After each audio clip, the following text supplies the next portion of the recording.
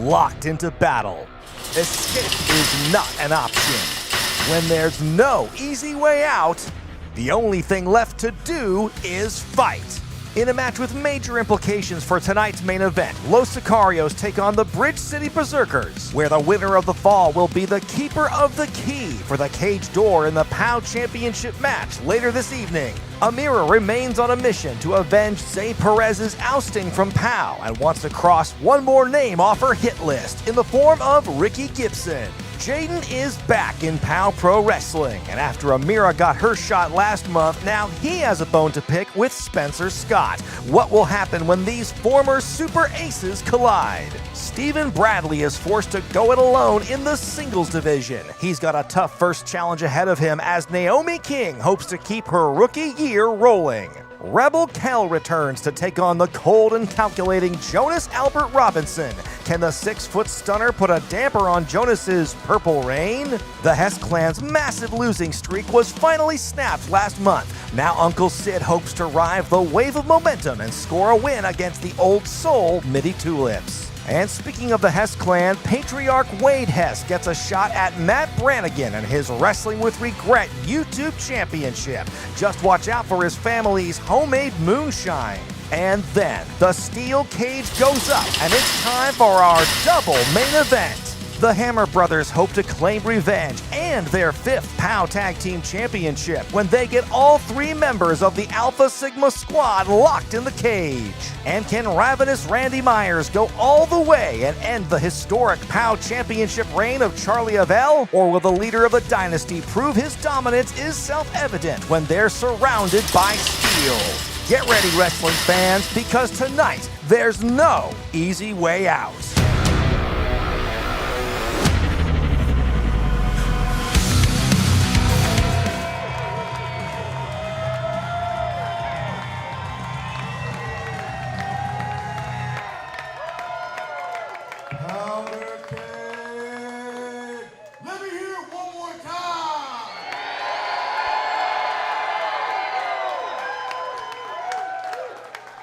I hope you guys are ready for an amazing show. You heard the lineup. We are ready to get things started.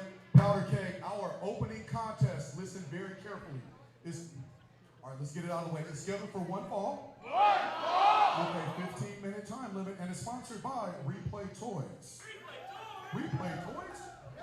Listen, the winner of this fall is the keeper of the key for the main event in the steel cage for the POW Championship. That is the stipulation. Let's get the competitors out. Introducing first. Ladies and gentlemen, welcome to No Easy Way Out. This is the influencer, Brian Zane, on the call, joined by Bulldog Bob Brown Jr. And Bulldog, what a night we have for the Powder Keg here tonight in Eugene, Oregon. And it all kicks off with this momentous tag team matchup. Making your way to the ring at a combined weight of 879 pounds. What? From Portland, Oregon, representing the dynasty, Sobabaro, Damon Ford. Together they are those Sicarios. I'm not sure if I had a mental lapse or I heard Naja say they were 800 some odd pounds, but that's heavier than the Hammer. Be that as it may, folks, this matchup implication is huge. is going to determine the keeper of the key for our main event steel cage matchup. Of course, Los Sicarios, they are the running men for the POW champion, Charly Avell. So it would be very advantageous if Damon Boyd or Sobalvaro won the fall in this matchup against this team.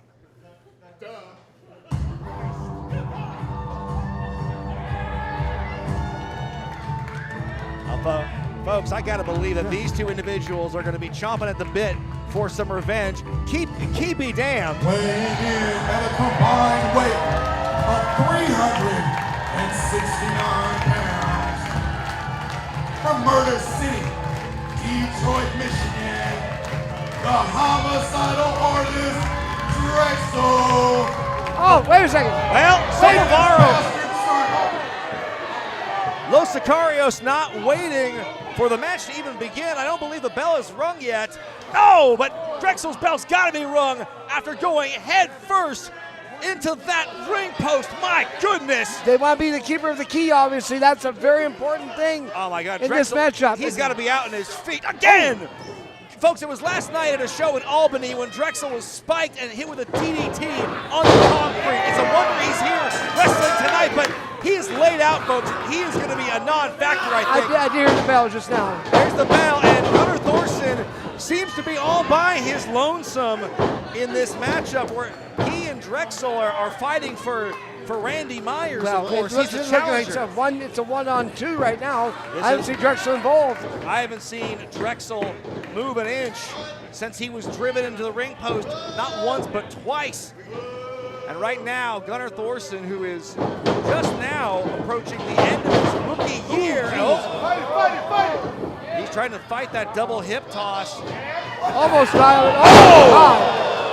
Oh, brother, he came down. There was hang time when he was thrown up in the air by Los Sicarios, my God. We thought that was going to have backbreaker. Instead, it was like a parachute drop from about 8 feet straight down. Gunnar Thorson recently has been in the best shape of his life. He's cut some weight. He's been working hard in the gym and in fight camps. But you know what? I think the extra weight might have helped with the padding on that fall. Well, you're going to fight against two. I don't care how strong you are, how much you've cut weight, or anything else. If you got guys like Damon Boyd, again! Oh my God! That post again. That's the third time he's hit that A post. I tell you what, Drexel's going to need might need some medical attention when this is all said and done. If he's able to get carried off at some point, but right now Thorson's in a bad way, taking a huge forearm right to the face by Sobovaro. Drive-by forearm there by Sobovaro, and Drexel's out like a light. And right now, Damon Boyd has a hold of. Oh, wait a second now. Small comeback here. Thorson trying to fight with everything he's got, but he's only one man. And that knee to the gut slowed him down. Bulldog, of course, this match is going to impact the POW championship match as far as who the keeper of the key is going to be in that steel cage. As Damon Boyd goes for the cover, referee Manny Medina will get a count of 2. There's a lot of matches to check out on this card tonight. Obviously, we're talking about this one and the implications on it for the tag team title, but also we've got other matches here that are going to be having big implications in them as well. So, oh my God, just took him down by the hair there. Oh, talking about the 3-on-2 handicap match for the POW Tag Team Championship. That's going to be decided as well. Our second steel cage match of the evening as the Alpha Sigma squad, including Marco Antonio, take on the Hammer Brothers as we get a tag. And look at Damon Boyd just throwing Gunnar around like he's nothing. Follows up with a clothesline, does Sobovaro. Well, you know, Drexel eats the post, and Gunnar eats the turnbuckle. 1-2, that's all though. Surprising though that Gunnar Thorson is able to continue in this matchup. Folks, be sure to use the hashtag POW, N-E-W-O, POW if you want to talk about it in social media. Not Nero, but Nemo. Nemo. You tell us how to say it. Here we go. Gunnar Thorson now. He's looking up and he sees red as he's firing back, hitting the punches, hitting the kicks. Oh, give us a kiss with that headbutt. Oh my goodness. But still, Drexel's nowhere to be seen right now to be a factor in this matchup. Right, there's only one head between the two of them. Gunnar Thorson can't afford to risk any brain cells. Look at this, Sobovaro with the straight. Look out below. Well, they are berserkers after all. I mean, you know. Here we go, another cover. The 2 and no. Boy. Did use that forearm though to try and cover over the mouth there of Gunnar Thorson, but again, count of only 2. Gunnar Thorson's got to make a tag, but I don't even think if he makes a tag that Drexel will be of any consequence in this match. He's just barely hanging on to the rope right now. Gunnar Thorson now finally sees perhaps a light at the end of the tunnel with Drexel for the first time all match officially on the apron. But does he have the wherewithal? Oh no! Just as I was about to say, does he have the wherewithal? He could not see Damon Boyd from behind, yoinking him off the apron, and now Thorson's going to pay the price. Oh, reverse DDT. Does he ever? 1, 2, 3. I tell you, the count is easy if he wants it. I'm surprised that Silvaro didn't go for the cover there. I thought he had him, but he wants to continue to inflict punishment in the worst possible way. Well, here's the thing. If it's a handicap cage match, they want the keeper of the key. They're going to damage as much as they possibly can. Especially oh my goodness.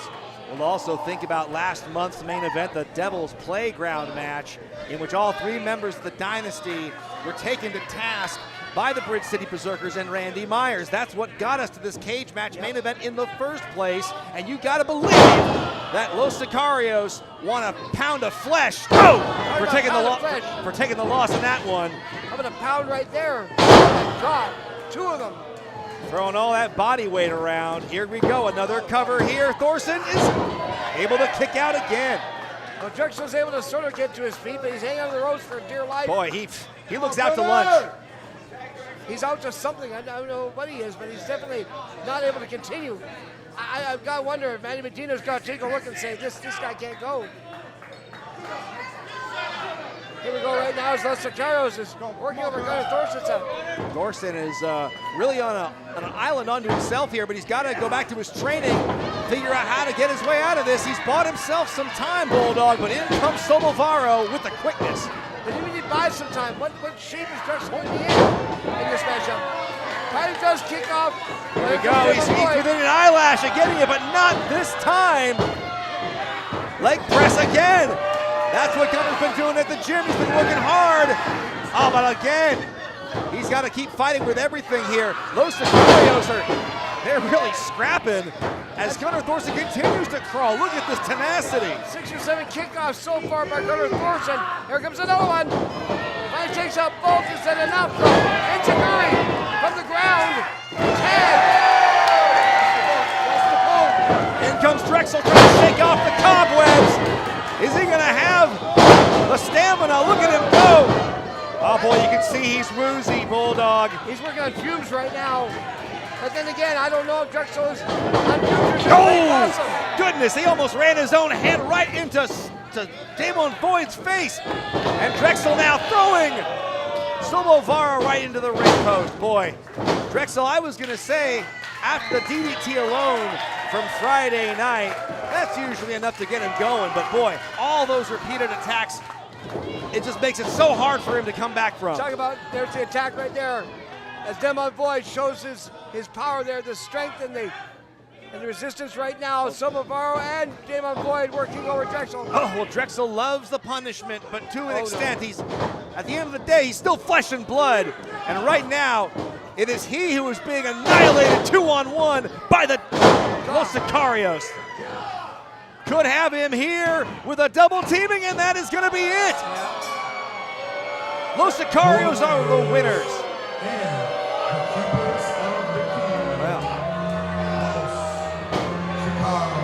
Well, Bulldog, you got to give Drexel credit for giving it us all despite the head injuries, but he really shouldn't have gotten involved. I mean, he did his best, is all I'll say, Bulldog, but Gunnar he was outmanned. Not able to do much either right now. As Los Sicarios are now the keepers of the key, and now this matchup becomes much more dangerous for the Bridge City Berserkers. That's right, the keeper of the key, designed to protect the outside perimeter in a steel cage matchup, but well, history shows that depending on who's holding the key can certainly have an impact on the outcome. But we'll have to wait and see later tonight when that solid steel cage is constructed. As Drexel's being tended to right now, Manny Medina's checking him out. Drexel is in bad shape, and Gunnar Thorson's checking him out, making sure he's okay. I honestly don't know if Drexel's okay or not. Well, Charly Avell, he's got to be feeling okay. He's got to be grinning from ear to ear in the back watching this, knowing that I believe that was Silvaro who got the cover, which means he officially is the keeper of the key. Big win for Los Sicarios as we get started with no easy way out. Tons more matches to come. This is only one of many. That's right, as we move on and prepare you guys give it up one more time for Gunnar next interview. And Drexel in a valiant effort And for referee Maddie Medina doing everything she can to keep these psychopaths in order. Don't do that. Don't do that. Don't do that. I got the mic. Don't do that. I love you. Don't do that. I got the mic. I got the mic. Ladies and gentlemen, please welcome back to the ring, darling Dolly Durkin. Powder Keg, please join me in welcoming to the ring from Portland, Oregon, Dangerous Stephen Bradley. Just a month ago, Devin Dangerous were no more. And maybe tonight we'll find out about how Dangerous is going to continue on as a singles performer. Absolutely. It was last month when Devin Dangerous lost a tag team championship match against the Alpha Sigma squad, and by virtue of that, Devin Dangerous no more as a team, but Dangerous Stephen Bradley with a new look, new color scheme. He is ready to break out on his own here at POW Pro Wrestling. In such a tag team extraordinaire, it's going to be interesting to see how he's going to work as a singles wrestler. It's a whole different strategy when you go from a team to all by yourself, but Bradley is in amazing shape. He's been really hitting the weights, hitting the cardio. And you can tell he's ready to take on anybody and anyone that gets in front of his path. Stephen Bradley, thank you so much for joining me in the ring this evening. We're excited to chat with you. We've got a couple of questions for you. June was a big month for you. You set down your tenure as a tag team wrestler, and you have entered the field as a true solo competitor. Tell us where your head's at. That wasn't by choice, Dolly. What happened here in June was some of the most devastating things that happened to us as we became wrestlers. But when the POW management reached out and asked if I'd like the opportunity to come back as a singles competitor, I did what I've always done when faced with adversity. I dusted myself off. I got up. I got back on the horse. And I got back to riding. And I'm super excited to be here as a singles competitor. Oh, wait a second. What's going on now? The caveat, of course, I have to start back at the bottom. Yeah. Devin Dangerous, we were in the title contention. Stephen Bradley, I have to start over. But that's okay. So Alvaro, what are they doing out here? To challenging every single wrestler in the back and earning a title shot, fair and square. When I do earn that title shot, I will become a champion at POW Pro Wrestling. And now Alvaro is joining. And Your Demo attire is Boy. inspirational, Stephen Bradley. Now, you were set and getting ready for weeks to face this evening the Southwest Strangler himself, Ocean Avery.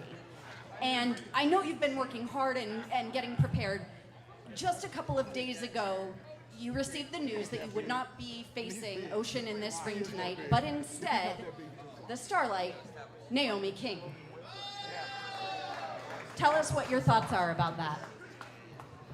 Yeah, Ocean Avery's big. He's strong. He's mean. He's downright nasty. And Naomi King is really none of those things. Don't get it twisted, Dolly. Naomi King is a very strong competitor, and I think a future champion here at POW. But I don't have to worry about the same things with Ocean. I know that when Naomi comes out here, we're going to have a good, clean, competitive match, and it's going to be a lot of fun. You know, she lasted 10 minutes with Wade Hess. That's not a feat that anyone can just accomplish, you know? What are you looking at, buddy?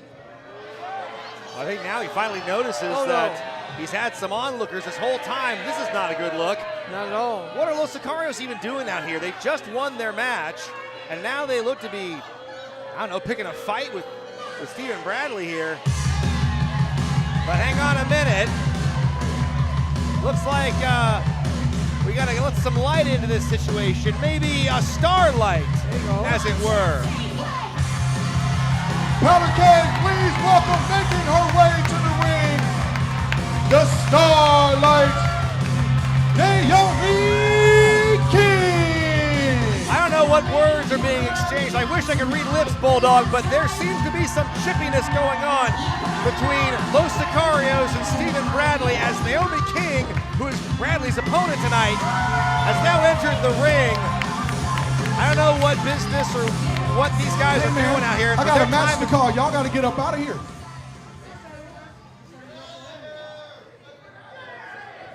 Well, I don't know exactly what they were saying to Stephen Bradley. We have a competitor. Brian Zane says we have a competitor. Starlight Naomi King is out of here. I don't know why you two knuckleheads are still out here.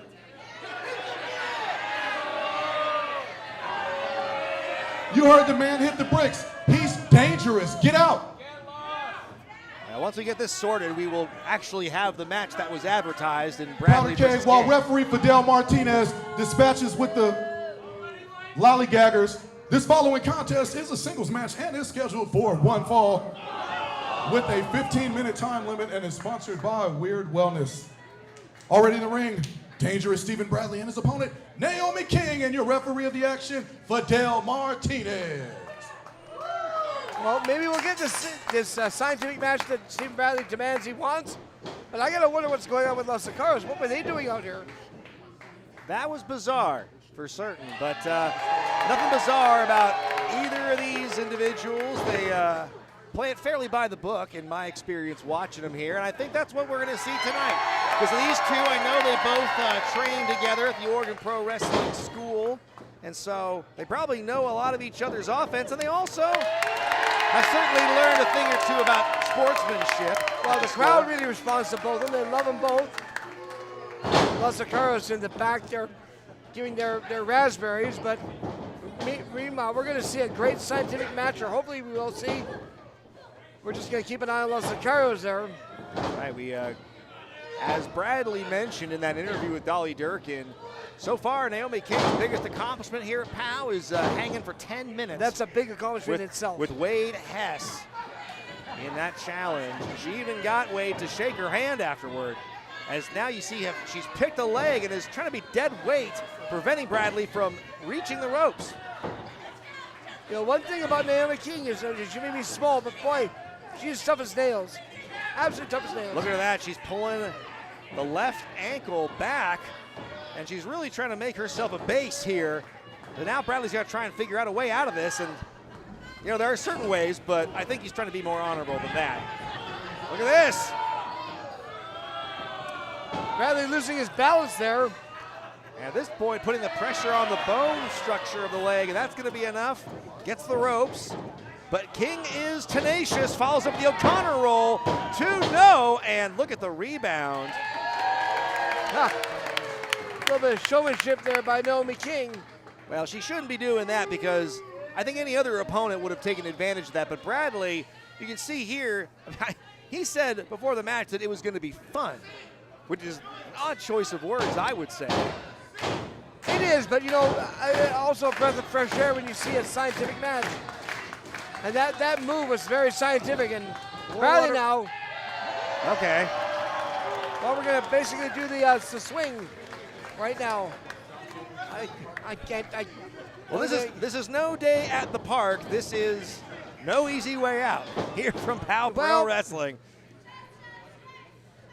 Chest of string, it'll be interesting to see. You've been talking about Bradley's in the gym and that sort of thing. It'll be interesting to see how he matches up with Naomi King.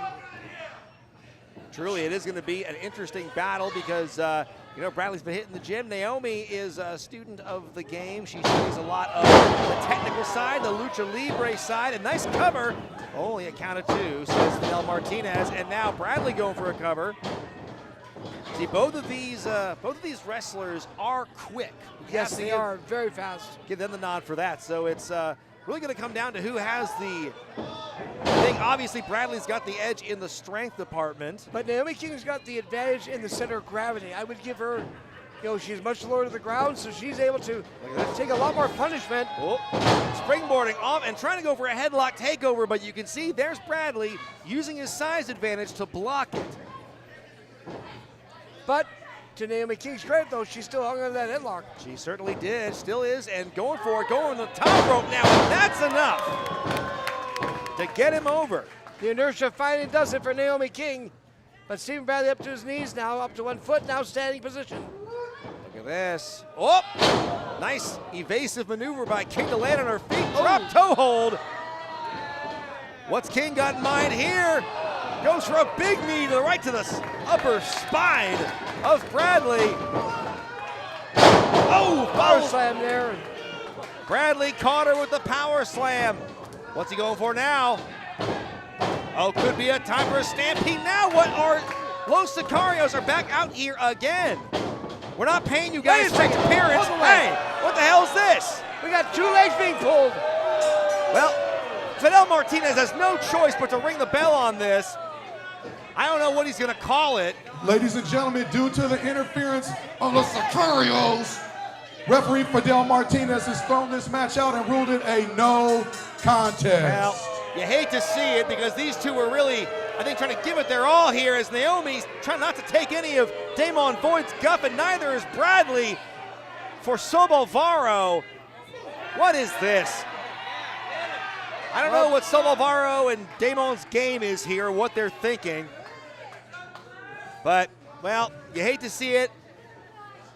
The match has been thrown out, and I guess... One more time, ladies and gentlemen. Unfortunately, a no contest. But give it up for Dangerous Stephen Bradley and the Starlight Naomi King. We will see these two in action again, I assure you. Well, it had to be thrown out because there's no way that either of them could have continued with the stuff that was going on with Los Sicarios. There's no way. No, I mean... And Powder K, one more time, please welcome back Darlin Dolly Durkin. I don't know what their business was, but I don't think we've seen the last between the two sides. The following contest is a singles match scheduled for one fall. It has a 15-minute time limit and is being sponsored by No Cell Entertainment. This match is being officiated by referee Matty Medina. Mitty! Hopefully we'll have no more Sicarios involved in this match. Introducing first. Oh boy, the 4.5 minute talk over. Here we go. Certainly. Well, we want to talk to you about some future dates here for POW Pro Wrestling. Of course, there's Heat of the Moment on Saturday, August 22nd, right here in Eugene, which is huge in itself. We are going to make our debut in Lafayette, Oregon, Sunday, August 30th at Commons Park for the Battle of Lafayette. And I'll tell you, we've seen already, they've already had Charly, Avell, and Amira. They've had a little set to there at Commons Park. And, you know, I guarantee that the promoters are trying, scrambling to see if they can make that match. But one way or the other, Charly Avell's going to have somebody, and Amira's going to have somebody. You want to make sure that you get your tickets early and get a good seat, because this is going to be a fight that you will not want to miss. Battle for Lafayette, big time. Well, here we are. Are you sure? Oh, there he is. Making his way to the ring from Gravity Falls, Oregon. Representing the Honor Society, he is Mr. Wrestling, Jonas Albert Robinson.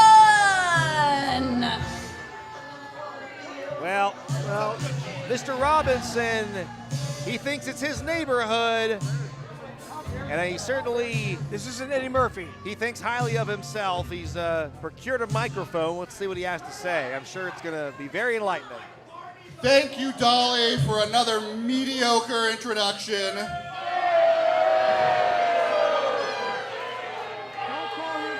What I want right now... Don't call him Barney. Don't do it. Don't do it. I told him don't do it. Typical Eugene trash. What I'd like for you to do is stand your painted up tart ass in the corner while a man speaks. Which one? Now, I have been forced to wrestle Amira. I have been forced to wrestle Naomi King. We have a female ring announcer. And I've even been forced to endure a female referee who couldn't count to 3 if she had flashcards. Professional wrestling is the sport of kings It is not the sport of queens. I'm gonna drop a little bit of knowledge right now. Women were put on this earth to do two things: make food and make babies. Oh boy. The proceeding is not thought of at all. And that brings me now to my opponent for this evening, Rebel Kel. Well, we here at POW Pro Wrestling do, his words do not reflect, thank you, the And policies here at POW Pro Wrestling. introducing his opponent,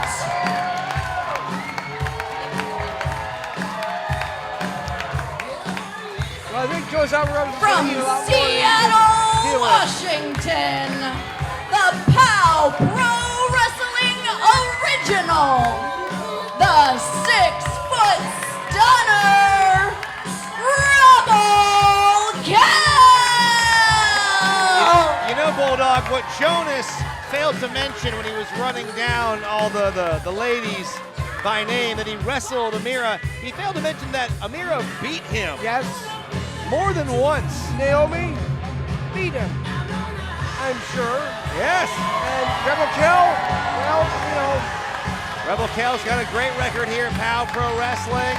Looking to get some major wins here since making a return a couple of months ago. But boy, you think she's motivated now after hearing those words from exactly. Jonas? I was going to say, after hearing those words, that's going to be a big motivating factor. Joe still has a microphone. Why? Now, before I was rudely interrupted, Kel,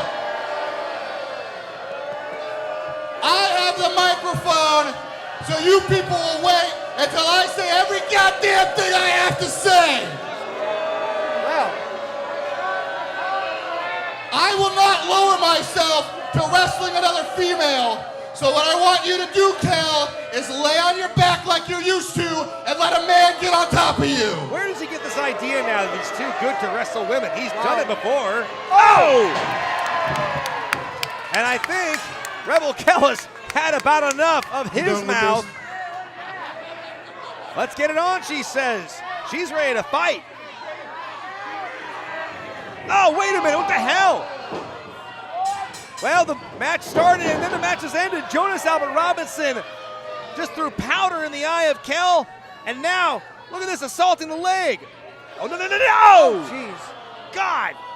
Ladies and gentlemen, referee Matty Medina has ruled Rebel Kel wins this contest by a disqualification of Jonas Albert Robinson. I mean, the match is officially over, but Jonas Your winner, has now Rebel Kel. absolutely gotten completely out of hand, and now there's a chair involved. What the hell? Ow.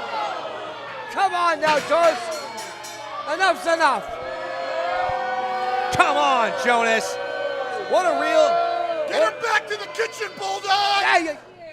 That's enough. Can somebody get him out of here? Well, get some closer guys. She fit him, for goodness sake. Somebody needs to check on Kel because that knee looks real banged up at the hands of the real man, Mr. Wrestling he calls himself. And now he wants to take a bow. Good for him. Yeah, you take a bow. Nothing at all he did was wrestling. That's all you, buddy. As now security and King Naja and Dolly Durkin all checking on Rebel Kel, and we apologize for the commentary by Jonas Albert Robinson. And we Absolutely will ridiculous. hopefully get an update on Kel's condition by the end of the night. The fact that it's taken a whole bunch of them to carry her out is not a good sign. There's another match that we you sure would have loved to have seen reach completion, but that's not in the let's cards make tonight. some noise for Rebel Kel. Well, we need somebody to clean that crap up in the middle of the ring there. That's right, the powder has certainly left its mark. World Pies Powder Cake, please join me in welcoming to the ring from the Rose City, where he is the savior, Jaiden, the unbelievable Folks, it was last month where Jaiden took everyone by surprise and returned to POW Pro Wrestling for the first time since October. Yes. And boy, he came out with blood in his eyes for Spencer Scott. And tonight, he finally gets his shot one-on-one. That's going to be the biggest match of all. You know, for Spencer Scott, who's tried to walk through guys with no problem at all, and has created himself a big, big void right now. And Jaiden's ready to fill that void in big time for Spencer Scott. This is used to be a friendship going back about 5 years. Jaiden and Spencer Scott met when Scott was just coming up as a wrestling trainee. Jaiden, who similar age but a lot more years of experience, taking him under his wing, treating him like a friend, like a brother. And now, after what we saw at Face Brawl, where Spencer Scott betrayed his supposed friend Zay Perez, well, Jaiden's just been caught in the middle. Well, Jaiden right now, whether he's a super ace or he's just Jaiden the Unbelievable, one way or the other, Spencer Scott is going to have his hands full with this young man right here. Jaiden, the former Wrestling with Regret YouTube champion, looking to get back himself in the title contention, but tonight is not about championships Jaiden, or thank you rankings. so much for joining me. Welcome back to World Pies and POW Pro Wrestling. Jaiden, this evening you face none other than Hot Shot Spencer Scott. Tell us what's going through your head. You know, Spencer and I, we used to be good friends. Keyword used to be. He turned his back on Zay Perez. He turned his back on the powder keg. And I can't stand for that, so I'm coming out here tonight to knock some sense into the Hot Shot. And that's not all, because there's somebody in the back that has been running their mouth about the talent coming through here since they've been back. And Ricky, I'm hearing everything you're saying. We're gonna get to you eventually. And I promise you, I want to see you back up everything that you've said. Because you already know I'm going to bring the fight. These people know I'm going to bring the fight. So whenever you want it, you know where to find me. You heard it here first, Powder Keg. Thank you, Jaiden. Powder Keg, give it up one more time for Jaiden, the Unbelievable!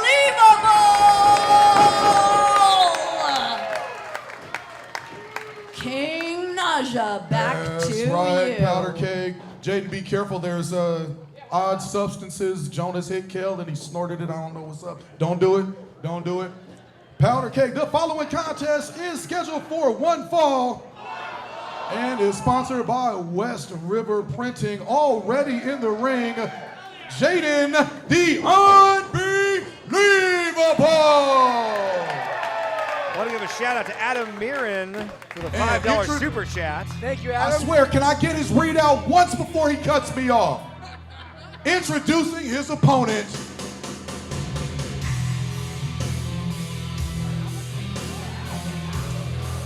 Well, the music is out there right now. Hot Shot Spencer Scott taking his sweet time of getting in the ring. Well, to answer your question, Adam, no, not every match tonight's in a steel cage, but maybe next year we'll give it a try. Maybe do a little lockdown. I don't know. Oh boy, Weighing in at 205 pounds from the 603. He is the Ace Spencer Scott. Well, anything could happen here at POW Pro Wrestling. You know, maybe every match could be in a cage next year. And speaking of anything can happen, certainly, you know, I never thought that Spencer Scott would betray Zay Perez the way he did, but hey, anything can happen. And unfortunately it does in some cases. In this case of Spencer Scott, you know, now he's going to feel the price right now.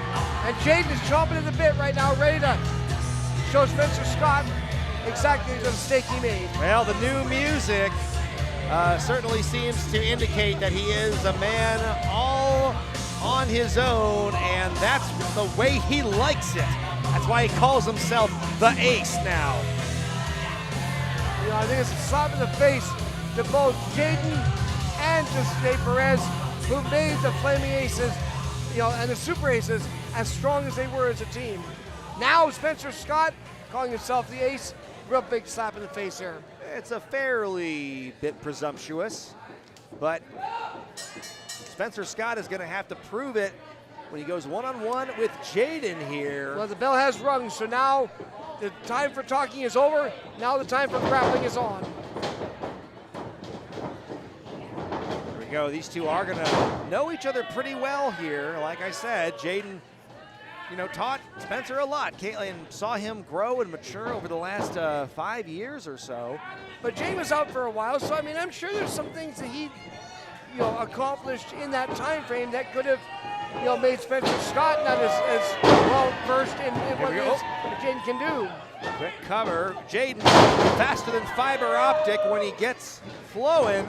And here we see into a crucifix, but Spencer catching him. Into that arm drag counter. Spencer Scott, he is also a quick individual. Only count on 2. Look at these guys. See what I told you? They've done their homework, Bulldog. They have indeed. Who's going to send him off the ropes? Here we go. Jaiden sends him off. Look out, Spencer Scott with short tackle. Folks, if you're just joining us now, this is POW Pro Wrestling's No Easy Way Out, live from Eugene, Oregon. Oh, Jaiden catches Spencer with the back elbow. I'm Brian Zane, joined by Bulldog Bob Brown Jr. on commentary. And this is as live can be, as once again, these two are so quick. And look at this familiar position. If Zay Perez is watching, he knows what it's like to be up at the top of Spencer Scott's shoulders, and only bad things can come from that. Now, if you want to join us on the Super Chat, just hashtag NEWO to let everybody know that you're at No Easy Way Out. That's right, POW NEWO, and we want to thank you for allowing us into your homes here this Saturday night. And again, for the August 22nd card, tickets will go on sale this coming Monday, 10 a.m. It's always a hot ticket to get, even in the summertime. You see, it's another full crowd here tonight at World Pies. Oh, that's right. The powder keg is, it's a tinderbox here, ready to explode as Jaiden explodes out of the corner with a sling blade, follows up with the lion salt, and only a count of 2. Well, that's one thing for both Spencer Scott and Jaiden. They can go a long time in these matches, and they can take an enormous amount of punishment. Absolutely. Speaking big of punishment right there, wow. Double shot to the throat as Spencer now just trying to bully Jaiden here, grabbing the mask. And Jaiden with the three-point landing, superhero style. Wait a minute, Spencer, he saw that coming. Power bomb! Can't get cute when you're having a match with someone as intense and as focused as Spencer Scott. Cover here. A nice bridge out. If Jaiden can still go. That was intense. That was a scintillating power bomb for sure. Ooh. Folks, we also have the Wrestling with Regret YouTube Championship to be decided tonight as Matt Brannigan defends against, Wade, by God, Hess. This is a rare singles match, singles title opportunity for Wade, which we'll get to a little bit later. Look at this, butterfly suplex, beautiful. Wow. Beautiful execution, bad landing for Jaiden. Not something we've seen out of Spencer Scott's arsenal before, so again, he's learning a couple things. Jaiden's got to be out well in his, oh my goodness. Oh, look at this choke now, come on. Spencer certainly, you think he's learned a thing or two from Ricky Gibson, you know, his head trainer at OPW. He's a real piece of work in his own right. We're going to see him in action later against the Tower of Power, Amira. So be on the lookout for that. Here we go, Jaiden right now. Oh, up to the second rope. I'll tell you what. Caught there by Spot. Scott catches him, and look at this fisherman buster with the bridge, only a count of 2. Bulldog, I tell you, Spencer Scott's had an answer for everything Jaiden's thrown at him so far. And you can see Jaiden is paying the price right now as referee Fidel Martinez checking to see if he's still able to go. And I gotta wonder now. And cutting off the blood flow there to the brain, working on that head some more, is Spencer Scott on Jaiden. What a night it's been so far. We learned that Charly Avell's boy, Sobelvaro, is going to be the keeper of the key in tonight's main event cage match for the POW Championship. That's going to give the champion a huge advantage, Bulldog. It will. Oh my God, Spencer Scott with a big shot in the back. But Jaiden coming back in his own now. Look at this, firing up is Jaiden, and Spencer again catching him. Hits him with that back elbow. But Jaiden sees it coming. Big second rope arm drag. Wow, out of nowhere. And both men collapse to the mat. It's gut check time for Jaiden here. He had an impromptu matchup with AJ Costin last month. That was his first test, but this is the real one now. This is where you have to dig down deep. Now it counts because there's so much pride on the line between these two. Well, he's got a big support crowd right now, and the crowd here at World Pies. And sometimes that extra can really be enough to get you over that next finishing line. Jaiden up to his feet, here we go. Both men now at an equal footing. Spencer Scott, I don't think he likes what he sees in Jaiden being back up. And now Jaiden with some unbelievable clotheslines, taking the hot shot down. Superman punch. 4 straight now by Jaiden. Wow. He went down like a bag of hammers. Only a count of 2. Not to be related to Sledge or Jack, but just letting you know. Correct. Here we go right now. Spencer Scott rolls out of the way, knowing that he's got to get close to the ropes if he's going to keep going. What's Jaiden got left here in his arsenal? Loading up for another forearm with a running start. Oh, nice combination, flurry of offense here by the former YouTube champion. Spencer Scott able to use the ropes to get himself back up. Look out, Spencer going for it, but he gets nothing but corner. I'll tell you what, these guys know each other back and forth. Oh! Super ace cutter! One, Caught Mitty, he's got it, no! That was very close. And for a fleeting moment, Scott almost lived up to the nickname. He almost put him away, but look at this. Jaiden appears to have possibly hurt his leg. He went down hard there, trying to will himself back up. And this could be the end for Jaiden here if Scott follows up. Oh, goes for the TKO, but look at Jaiden, he blocked it. Wow, and stuck the landing. Scott thinks that he connected, but I don't think I think his confidence is fading fast. And another crusher. Jaiden catching him. Hits him with the code blue. Spiking him. Right off the top rope, right in the face of that boot. My goodness, he almost kicked his head off. Going for it again. Code blue with the cover and no! Wow. This has been a hotly contested match. No pun intended when it comes to the hot shot, but this is certainly been a huge match, a huge battle. Well, Jaiden's pointing to our curtain. I'm just looking now at our curtain. Ricky Gibson is there. Oh, you're right. I just now noticed that too. We know, like I mentioned, Ricky Gibson, he's still, we know his match is coming up later on tonight with Amira. Oh, wait a second. Oh, wait a minute. Now Ricky directly getting involved in full view of the referee, but Martinez is chastising him. Spencer takes advantage. Oh, good night. Hit him with a modified flatliner, and that's going to be lights out. Spencer Scott wins. Your winner, the ace, Spencer Scott. I'll tell you what, that was a pretty generous ruling by the referee. Ricky Gibson was able to slip in at the right time and block the Spanish fly from getting pulled off. And a burst of a feather. Look at this, Bulldog. Well, you know, what is this? Martinez allowed it with the leg, but Spencer Scott finished him out. Now and Ricky Gibson picking the bones. You thought these two would be done, you know, getting rid of Zay Perez, but these guys, they have unfinished business, it seems. But wait a minute. Do you hear that music, Bulldog? It's Amira. Amira, the former POW champion.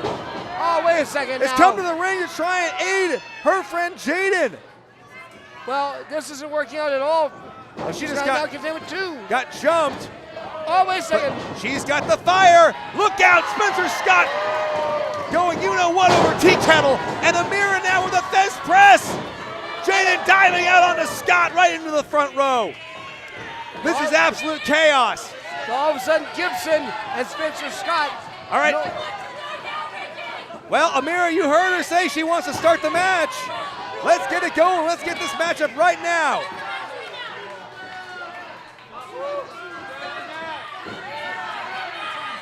All right. We're going to let this match begin now, folks. We're gonna avoid the pleasantries and the introductions here. Amira is pissed off, Bulldog. She's ready to fight. We're not even going to wait for the announcers to happen. Ricky Gibson and Amira look. As Fidel Martinez is trying to usher Spencer Scott out of the ringside area. He can hit the showers. He's done for the night. Well, Ricky Gibson should be counted in the ring right now. Amira is screaming for the match to begin, but Ricky has to get in the ring first.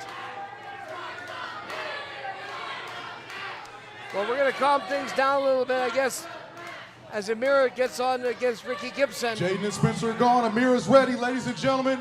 It's up to you, Maddie. Ricky Gibson, Amira, if they're ready, ring the bell. Let's go. Well, Ricky Gibson suddenly doesn't look as ready or as confident as he did 5 minutes ago. Yeah. And now this match has officially begun. Referee Medina has started the 10 count.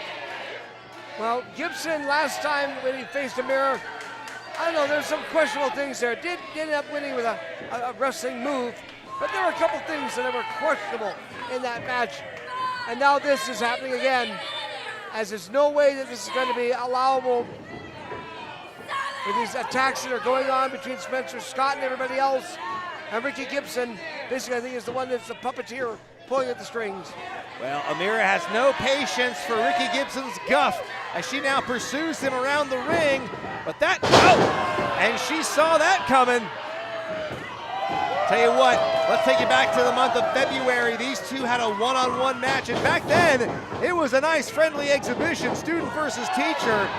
Amira going for the world's strongest slam, and Ricky catching her off guard with the small package to win. And right now, after all that time, a lot has changed between these two. But there were definitely a few times in that match where Gibson, look at this, goes for the slam, she hits it. Wow, Up. that Gibson rolls out.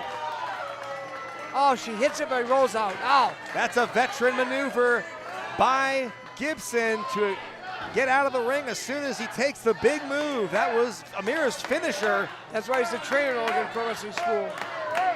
And now, Amira hoping to capitalize on this, but it would help to get Gibson back in the ring. The only way she's going to win this. That crowd is going absolutely ape right now. Up Whoa! And, oh, my goodness. Did you see the height that Gibson was able to Oh. hurl Amira up and crashing down face first into the ring apron? She hit the rope and then she hit the apron. Double shot there by Gibson. Picture No up again. give. And, oh man, speaking of no give, slammed spine first, and this is going to be Gibson's time right here. I can tell you right now, the outside of the ring, one of the worst places to get hit on because there is no give whatsoever. And you see Amira's paying the price for it right now. Oh. Ooh. Oh my God. Amira, I talked to her earlier today and I asked if she's been doing anything differently in the gym lately. She says she's been working on functional training to work on her overall strength and her explosivity. So we're going to see if that's going to be on display tonight, because right now, Gibson's using all sorts of tactics right there that aren't in anybody's rule book. well, they're explosive in their own right, but it ain't pretty, I'll say that much. They're not legal either. I know, because I've done a few of those myself. Certainly right now, and Gibson seems to have the advantage. Oh my goodness, laying into her with a short arm clothesline. Could have cracked a couple ribs with that. I mean, you can hear the thud across the sternum, the thorax, as they say. Gibson having a few words with Manny Medina over this. As Amira's trying to get to her feet. And look at this, going for possibly a camel clutch. right in front of the ropes and just digging in there. Twisting that head. You know, when Gibson came back to POW in the singles ranks, he certainly acted like he had turned over a new leaf and was a changed man. I figured being the head trainer at the school might have, softened his edges a bit, but we've seen, Bulldog, that he is still the same trickster and the same, rule breaker that we've always seen him as. And he's proving it right now as he goes to hook the leg. Here we go, the cover. Only a count of 2. And I tell you what, if Ricky is able to get 2-0 on Amira on this night, that could put him in line for a POW championship match. And definitely move Amira further and further and further down the ladder. This is huge implications for Amira. Amira herself, former POW champion, held the belt for 244 days before losing it to our current champion. Slingshot backbreaker. So that was almost 500 days ago, and as a cover by Gibson, but no leg hooked, allowing Amira to kick out. And that'll tell you right there, Ricky Gibson is a master of technique. Didn't hook the leg. Continuing to work the back and has her covered again, and another kick out. Another not hooking the leg. Gibson, you're supposed to be smarter than that. Picks her up. Another one. Good grief. That spine is twisted for sure. And look at the fighting spirit coming into play Only here. a 1 count. Amira digging down deep. And look at those strikes. You think about the training and the conditioning that she's put herself through in the gym when she was in Japan working for Marvelous. Oh my goodness. Oh! Working under the Lodestone seminar. 1, 2, no. Oh. And then, of course, her time as POW champion, all of that has led to this, toughening her up, stealing her resolve for a match such as this. And Goes for the slam again. Gibson blocked it. Oh, forearm smash there. Oh, Gibson almost punched drunk. Oh, but Amira trying to go for a drop kick, and I don't think she didn't quite get it. No, she didn't get it on. But she gets enough of Gibson there in the corner, picks him up, puts him on the rope. Oh, this is an interesting position for Gibson to be in. Very vulnerable for a cannonball, my word. Trio roll, there's the cannonball there by Amira. Some more stiff forearm shots there. She is lighting up Gibson right now. If she can connect 1 or 2 big moves, this match is over. All it takes is 1 or 2 big moves there from Amira. Could be seeing the flying squirrel in action. Oh, but look at Gibson catching her mid-flight. Oh, this does not look good. Oh, wait a minute. Wait a minute. 1, 2. She got him. She got him. She got him. Here is your winner, the Tower of Power, Amira. Talk about poetic justice, but wait, what in the hell is Spencer Scott doing back out here? What is this, night of run-ins? Gee whiz. Come on now. This is ridiculous. Here But comes it comes Jaiden the Unbelievable to make the save here. Well, thank goodness Amira picks up the win, and that's got to feel good, evening the score after February. Well, hey, Baldies, look over here. Come on. You heard me. I called you a couple of Baldies, all right? Ricky, I already thought it was suspicious you came back to POW to challenge your students. And then I saw what you did to Zay. Spencer, I thought you knew better. I thought you were a better person than that. All right. I don't even know who you are anymore. Jaiden and I are not going to stand down. We're not going to take this. So how about a tag team match? What do you say? Y'all ain't too afraid to do it, huh? Both of y'all spent years in the tag division. So I'll tell you what, next month, Ricky, Spencer, the Baldies, against Jaiden, Amira, and we reunite Ultra Power for one night only here at POW Pro Wrestling. I'll sign off on that. Here. We'll see about that. We'll see who's gonna be here, who won't be. But I tell you what, ain't nobody got more heart than Ultra Power, baby. I don't know about you, but Ricky Gibson has been out a lot more than he can chew. Well, I don't know if Ricky Gibson knows. Give it up for Jaiden and Amira. I'm not sure if Gibson knows what he might have unlocked here, what he might have uncovered by reuniting Ultra Power, Jaiden and Amira as a tag team.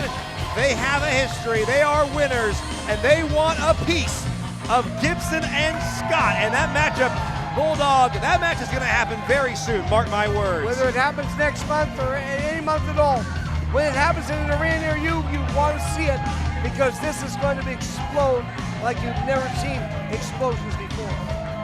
Coming up next, the Hess clan. We're gonna see some back-to-back singles matches between the traditional tag team. But Powder first, we're Cake, gonna just a hear couple from quick Naja. announcements. Number one, just as a reminder, we here at the Powder Cake, we're inclusive. We don't put up with any forms of bigotry or discrimination or bald Jonas shaming. Robinson. Bald shaming applies as well. Don't be rude, it's unnecessary. Also, don't talk about Jonas, leave him alone. Our 50-50 raffle is still going on. Listen, if you want to win, you got to play. You want to have an opportunity to win some money to buy some King Naja merch or the rest of the stuff too. I mean, you know, all that. I've been triggered, bald shaming. My feelings are hurt, make me feel better. Buy some booty shorts. Also, if you're on this side of the ring, Jonas spilled some suspect powder. Don't inhale, because it's a bad look. And please turn your attention to my friend, Dolly Durkin, at the curtain. Durkin at the curtain, here we go. Dolly Durkin here for a very special edition of Durkin at the Curtain.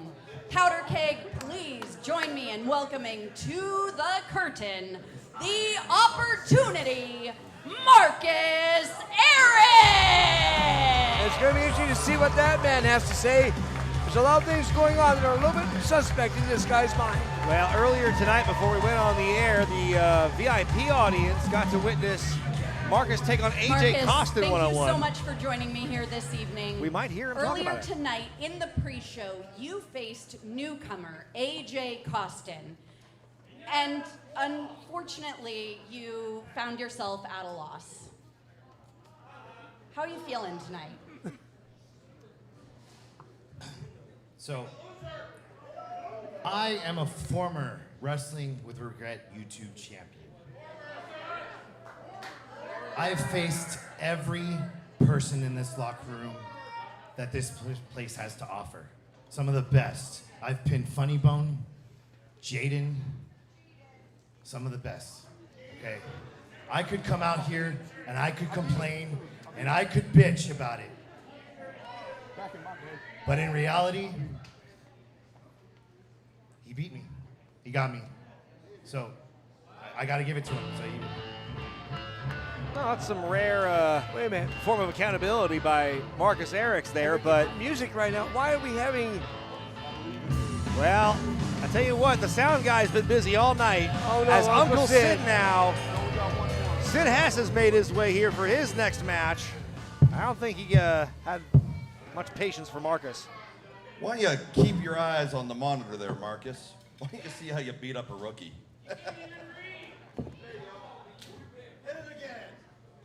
Well, Sid Hess, Back Uncle to you, Sid. King Naja. He's getting ready for his matchup here against Mitty Tulips, Bulldog. Well, the old Powder soul, Keg, the Mitty following Tulips. contest is scheduled for one fall with a 15-minute time limit and is sponsored by Oregon Pro Wrestling School. Introducing first, weighing 269 pounds and representing the Hess clan, Uncle Sid. You know, he does outweigh Mitty Tulips, and he definitely has more experience, but Mitty Tulips has something that Uncle Sid doesn't have, and that's tenacity. He has a lot of that. I've seen him in his matches. He's Yeah, tremendous to watch. introducing his opponent. Rare singles match for Uncle Sid, too. I believe this is Indeed. only his third here at POW, if that. He's going to have his hands full.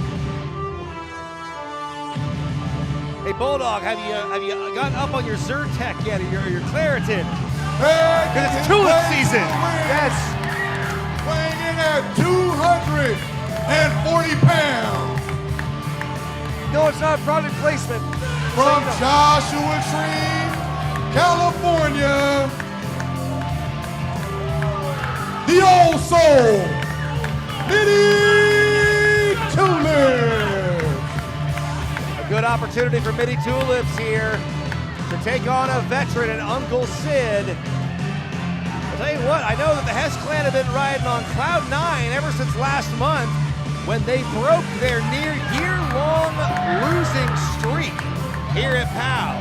Speaking of which, I'm kind of a little gun shy here, a little worried, but I don't see the Hess clan out at ringside. Is Uncle Sid wanting to do this on his own? Well, I would believe that Wade right now is getting ready for his singles matchup coming up very soon. It's going to be that's huge. His first ever singles championship match in POW when he challenges Matt Brannigan for the YouTube title. But right now, we've got another member of the Hess clan here going one-on-one. And here we go, tying up right now. Center ring as Mitty Tulips takes on Uncle Sid. A little strength there by, oh my goodness, a big chop there by Sid. That's right, he is sending a message early on with a shot like that, Bulldog. What message is that? Oh, how about the message sent right back? That's right. Mitty Tulips, he is a newcomer to POW, but he refuses to be intimidated by this much larger opponent. But look at Sid really throwing his weight around here. Ooh, oh, paintbrush across the face. I mean, no respect. But what do you expect from a guy like this? Oh! Well, Tulips is not going to have any of that, though. Look at this again. Tulips, he's been, he's been working hard, training to get better here, and he is not going to let up. Well, he's not. They're outside the floor right now. Well, Sid wants to get some breathing room, but I don't think Mitty is going to let him. Oh. And smart move on Mitty Tulips to not give him that opportunity to breathe, because if he does, then Uncle Sid has the advantage for sure. But Sid does have the advantage right now, and he's able to get a couple shots there on Mitty Tulips. But Tulips coming back in his own, but every time he seems to come back, Sid has one other shot to the throat or to the gut or anything else. And, oh, look at that. Tit for tat by Tulips. And there's no twinkling around here. Nope, not at all. Tulips now getting back in the ring. A little slow getting back to the ring. That's a rookie mistake. He took too long getting in there, and Sid, well, using the ring as an extra weapon, let's say. That second rope definitely was the weapon. And right now, this is the kind of fighting that Sid revels in. This is where his strengths lie. But it's also kind of a Mitty Tulips kind of style, too, in that he likes the old school battles. You know, he likes to bare knuckle it. He likes to fight. You know, that's his whole thing. So Uncle Sid may be going into the lion's den, per se, for Mitty Tulips. Oh, goodness. Headbutt there. I almost felt that from here. Wow, I did feel it. And now Sid. Oh, winding him up. Look out. Oh, he's got Mitty Tulips right where he wants him. Exposed on that chest there. The big chops there by Uncle Sid. 3 in a row now. Look at that. He's following up the chop with a clothesline. What a combination. And then finishes it up with a short arm.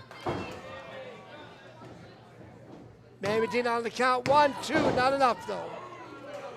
As Tulips still fights for another day. Look at that, digging the forearm into the face, the cheekbone of Tulips, who little non-respect there. Refuses to be denied. Well, we have seen the lack of respect from Sid for the entirety of this matchup, and a big crossface. Good Lord. That slows down. That'll slow anybody down, including Mitty Tulips. A long night at the office so far for the old ripping soul. at the face. He's ripping at the face right now. I certainly hope Sid has had trimmed his nails lately. Do some dental work or something like that, I think. I want to thank you all for watching us here live as live can be from Eugene, Oregon. Oh, No Easy Way Out is the name of the show. And right now, no easy way out for Tulips as he takes a bunch of right hands to the face from Sid Hess. Oh, big chop there. I tell you right now, Mitty Tulips is back on it again. Big chops there. Oh, and he's biting him. Now, when in doubt, go for the eyes, Yep. I suppose. I think he was biting him and raking the eyes at the same time. He is a tornado of arms, teeth, and fingernails. Yes. Is Uncle Sid. And there. He's biting him again.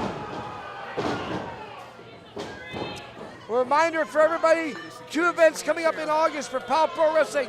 August 22nd, we'll be back here at World Pies. And then August 30th, the Battle for Lafayette in Lafayette, Oregon. Make sure you get your tickets early because both of those are going to be sellouts. I mean, the action, it's getting hotter here in Oregon, but so is the action here at POW Pro Wrestling. And we know that it was a warm day out here in Eugene, in Western Oregon. But, hey, we got a great packed crowd here. The Powder Keg alive and well here at World Pies. You love to see it. Look at that. That's 5 or 6 straight shots there by Tulips. That's right. He's getting fired up, and so is this audience. Oh, look at the strength of Mitty Tulips. He's getting him up and driving him down with a side slam. Big time. Now, reminder, again, August 30th, it is not going to be on television, so make sure if you want to be there in Lafayette that you are there live to see it in person, because I guarantee you there's going to be some shenanigans going down big time. Just because I know, well, always shenanigans. Because I know you'll be there. I'll watch it. Well, yes. Oh, yours truly will be here. Oh, German suplex by Sid. I'll be here for our next event here live at World Pies. Heat of the moment. That's our next live stream to be certain. As Sid now goes for another cover. Does hook the leg though, but not enough on the count of 2. Tulips, I tell you, he is certainly earning his stripes here, being able to take all this punishment from Sid. Not everyone can say they can do that. No, and that just shows you the power of Mitty Tulips in the old soul. Willing to take the punishment, come back for more. And that's what he's doing just now. As Sid winding him up in the corner, Mitty Tulips grabbing onto that side there. I wonder if that rib hurts on that right side there. Oh! Big elbow there. With the elbow up to stop the running train, and a boot as well. But Sid keeps coming back for more. Oh! Double clothesline. Oh, Both boy. men down. They took a lot out of each other on that one, and I think now it's anyone's match. Well, Matt Medina checking on both to see if they can continue. Count is on now. Coach, as we speak, I assume Matt Brannigan is getting ready for his title defense. I mean, getting ready for a match to you or I is probably different than Matt Brannigan's pre-match ritual. Well, I haven't seen him at the bar, so he must be serious. Yes. He must be serious. As Tulips off the ropes in the corner now. Oh, he's winding up again. Here we go. Serious collisions here, and Tulips, he wants this win in a bad way, Bulldog. Look at this. 2 successive clotheslines. Looking for another. Big back elbow there. Isn't enough, though. Tulips has got to get on there right now and get that cover. I think he's wasting a little time there. What's he got to go for here? Could be going for his wasteland maneuver, but Sid blocks it. Now, Oh, 269 pounds of him. Ripcord clothesline fails to connect. Oh my goodness. Picks him up, my goodness. Oh, he threw him down like a bag of cement. But good thinking by Sid to keep rolling out of the ring. That might have been Mitty Tulips' best chance. I would agree, as he got very, very close to the cover last time. Definitely, I think he would have been exceptionally close, if not a 3 count. Drags Sid back in the ring. Left arm right now, grabs him on the top rope. Oh, wait a minute, Sid's a little downstairs there. Oh, and a big clothesline by Sid. And that might very well do it. And it does. And your winner, Uncle Sid. You hit the guy below the belt, I guarantee you there's not much you can recover from in that. Well, it was Sid who took Mitty Tulips to Dick Kick City while Medina was distracted, allowing Uncle Sid to pick up another win for the Hess clan. However, did you see how long Mitty lasted in this matchup? That is huge for Tulips. Wait a second, picks him up. Hey, there's AJ Costin. Well, I don't know what business he has with either of these individuals. We know he was victorious against Marcus Erics earlier tonight. We referenced that earlier, but Uncle Sid getting the win, and Constance Give it up one more time for a valiant effort from one Mitty Tulips. But your victor, Uncle Sid. I'll tell you, Tulips certainly gave himself a great accounting in this matchup, and it just shows you what you're going to see if you're at Oregon Pro Wrestling School or at POW Pro Wrestling. Powder You're gonna Keg, see you the guys stars hanging of today tough. and the future. Love you. We're not done yet. We still got more. We're rocking and rolling. We are ready for our first championship match. Are you guys ready? Sorry, we have 3 titles to be decided Also tonight. because this next contest is for the Wrestling with Regret YouTube Championship. And you've already alluded to it. His first Scheduled ever for one shot fall. at singles title. With a 60-minute time limit and is sponsored by Video Game Headquarters. Introducing first, the challenger.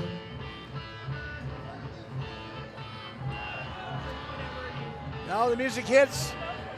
Wade by God Hess is about ready to make his appearance here. And I'll tell you right now, that in itself. Being led to the ring Oh no. by Dom Hess. He's got whatever that is in that jar again. Weighing in That at foul's first up. 269 pounds. From Summit County, Ohio, Wade by God Hess. It was last month at Savage Streets when, as we mentioned, the Hess clan broke their losing streak, I should say. It was Wade Hess who got the roll-up on Matt Brannigan.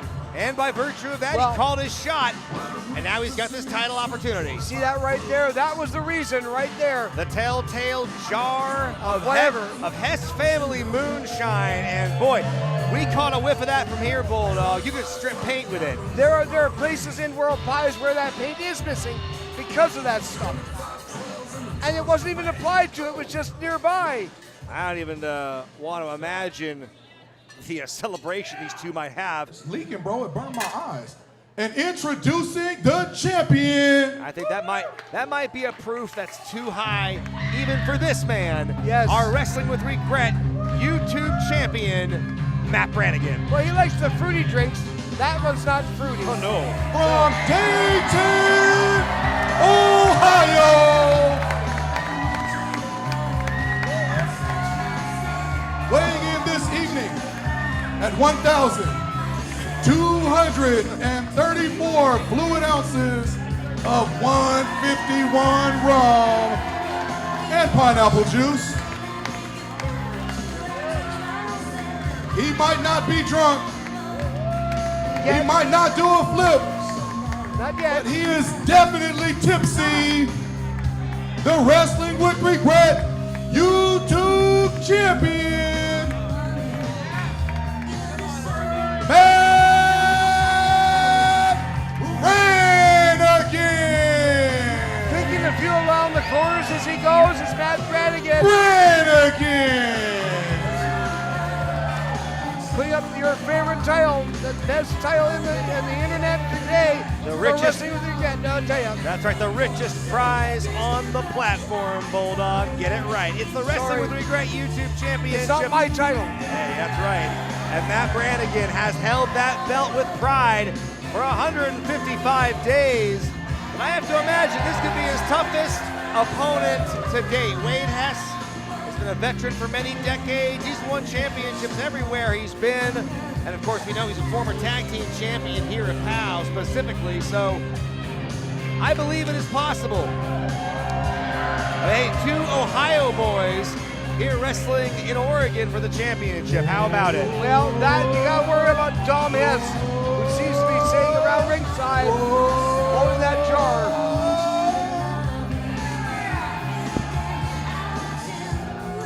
It's one of those. Yeah!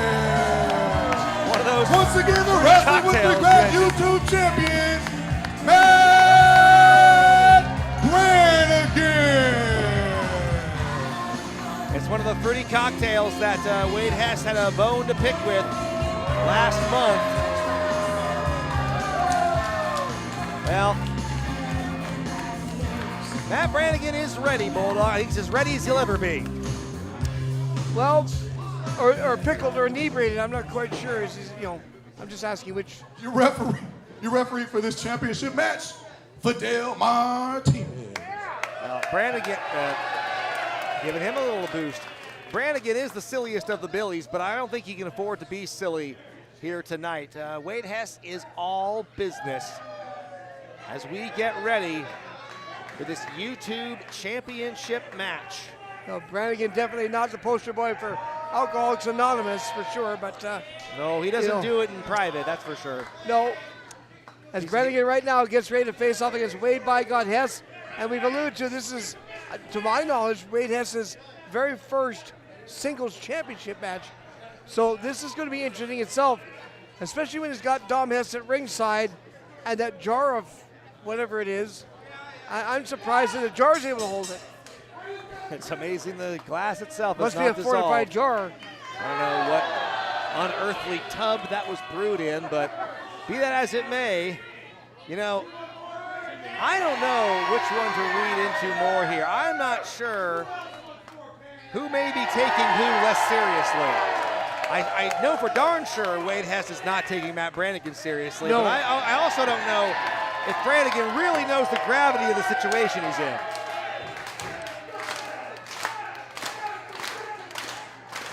But Brannigan is deceptive. He is very deceptive. He can catch you where you least expect it. That's why he's the champ. You say 155 days so far. There's a reason why you hold a title for longer than 30 days. Now, right now we got the applause going here at World Pies. Brannigan's getting the crowd going. Wade Hess is trying to shut him down. I don't think it's working so well. If this match were determined by the number of claps, Brannigan would win this in a landslide, but that's not what this is about.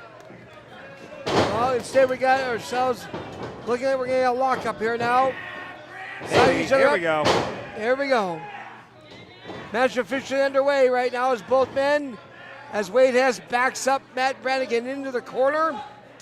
It was Brannigan who was the POW Award winner last year, most popular star here at POW. Definitely was not receptive by some of the people who weren't the POW most popular wrestler. There you go now. Go behind the, oh my goodness.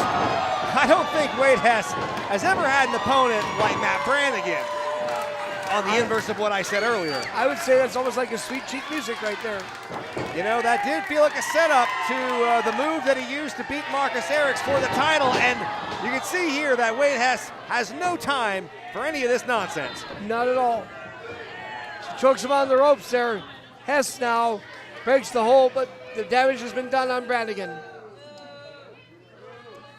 Here we go right now as Hess gets a hold of a handful and then some of Brannigan's hair. Well, folks, just want to let you know, coming up next, or coming up, oh, this press applied here as Brannigan with the right hand. There's the aggression. You're going to see a lot of aggression when we construct the steel cage coming up after intermission. And we have our two huge cage matches for the tag titles and then for the POW Championship. Not just one, but two on this card tonight. You're not going to want to miss it. Oh, and the wind up right now by Brannigan off the ropes. We got Brannigan egging Hess on, and again, another sweet cheek music there. Another spank to the keister. I think, wow, Hess really felt that one. That must have stung. Well, it certainly was a big surprise. Now, big axe handle there by Brannigan. Now, shoots again. As the fight now has moved to the outside, and I tell you what, this is not a smart place for Brannigan to be because we know Wade Hess can be a killer out there.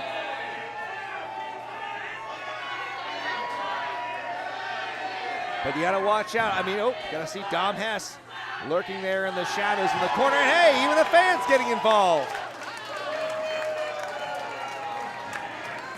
Now, I don't think that's gonna go against the rules. The spanking is fine. Oh my goodness, and right now, Brannigan, oh, here we go. He's going up close and personal.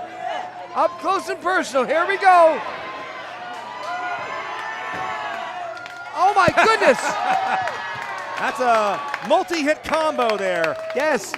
And a big shot there by Brannigan, who wants to stay away from that jar. I know, he got very close to it. And what the hell?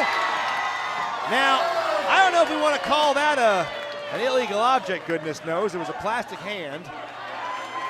And Brannigan. That wasn't Mae Young's, was it? Oh, heavens forbid.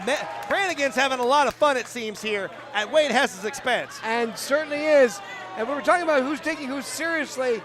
I don't know if Brannigan's taking Hess seriously on this one or not.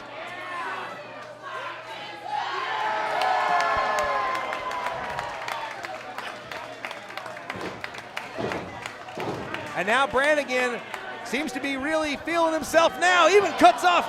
I thought he was able to cut off Dom Hess, but no.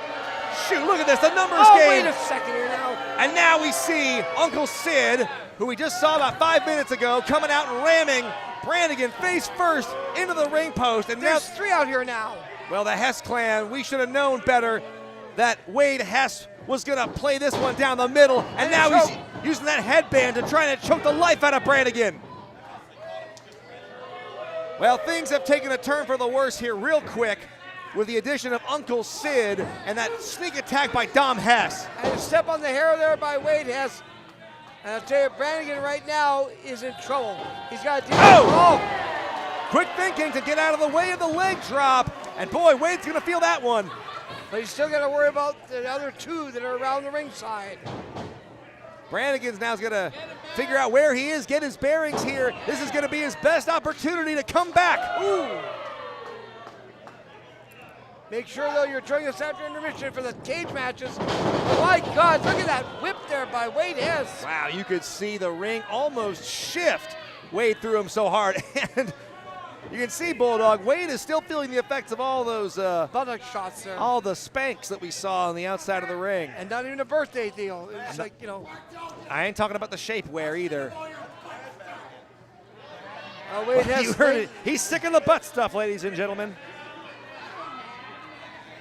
He's got a hold of Brannigan right now. Oh! Ooh. Not the fingies. He holds the drink with that hand. You don't do that to a man's drink hand. And the other one. Boy, Matt Brannigan is in a bad way now, and he's got to have his eyes in the back of his head with the other members of the Hess clan. As you can see, Sid just looking on in right there. Hovering at ringside, Sid and Dom, and then there's that weird jar. I mean, it looks like it's brown. I know the referee's not seeing this, but but I think he was stepping on the hair there as he was pulling up that arm. Little hair, little joint manipulation. There's never been a rule that Wade Hess has not bent or broken. Absolutely. But here we see Brannigan now trying to shake it off. He's oh boy, trying to throw a punch with the hand. Attack like that is no easy task. Every time you throw or connect a punch, it's gotta be screaming in pain. And back rake right there. That is a scintillating back rake. Well, Wade has having a little argument with the audience. The audience isn't in the match. Matt Brannigan is. It looks like Sid was trying to get involved there. Fortunately for Fidel Martinez to see that just before it happened. Big shot there by Hess, though. Wade Hess now has dictated the pace of this match. This is where he wants to be in the driver's seat. Ooh, Brannigan needs the buckle there, back first. That'll shape out your spine. Firing up the locomotive was Hess. He did a little avalanche and a little ear box at the same time. That's efficiency. Well, Brannigan trying to hold on for dear life right there as he's holding on to the feet of Hess. But he doesn't nonchalant cover there. Not sure that one's gonna work. Well, he did get 2 out of it, so I mean, there's that to be said for it. Especially if Brannigan doesn't have access to his hands right now, which are hurting him no end. Eye rake there by Wade by God Hess across the eyes there of Matt Brannigan. Well, this is, like I mentioned, this is the kind of match that Hess likes, getting down and dirty. But Brannigan, he can fight back with the best of them. But right now, he is in a bad way. And right now, Wade Hess working over. He's like doing choking or something like that. Working over Brannigan right now. Uh-oh, this is not good for Brannigan. Not good at all. Oh! Right across the nether regions. I've never heard the words butt stuff said so angrily, but boy, he came down hard with that leg drop to the lower regions. Referee's checking on to see whether he can still continue. Wade Hess is now removing the elbow pads. That's never a good sign if you're looking at an elbow drop upcoming from a guy that's 269 pounds like Wade Hess. And right now, you got to believe Brannigan is feeling it. I mean, both his hands got stomped on. He's had his whole body worked over, and not to mention, he's probably feeling the effects of his pre-match ritual cocktail. Or lack thereof.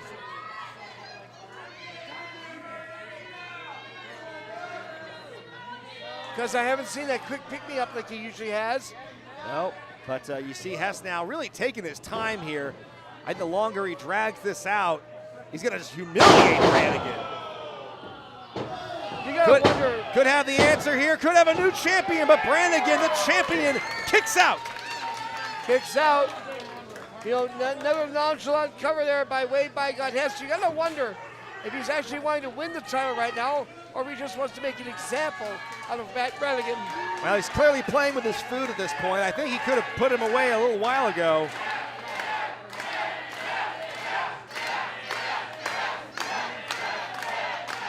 The fans here, the powder keg, cheering on Brannigan.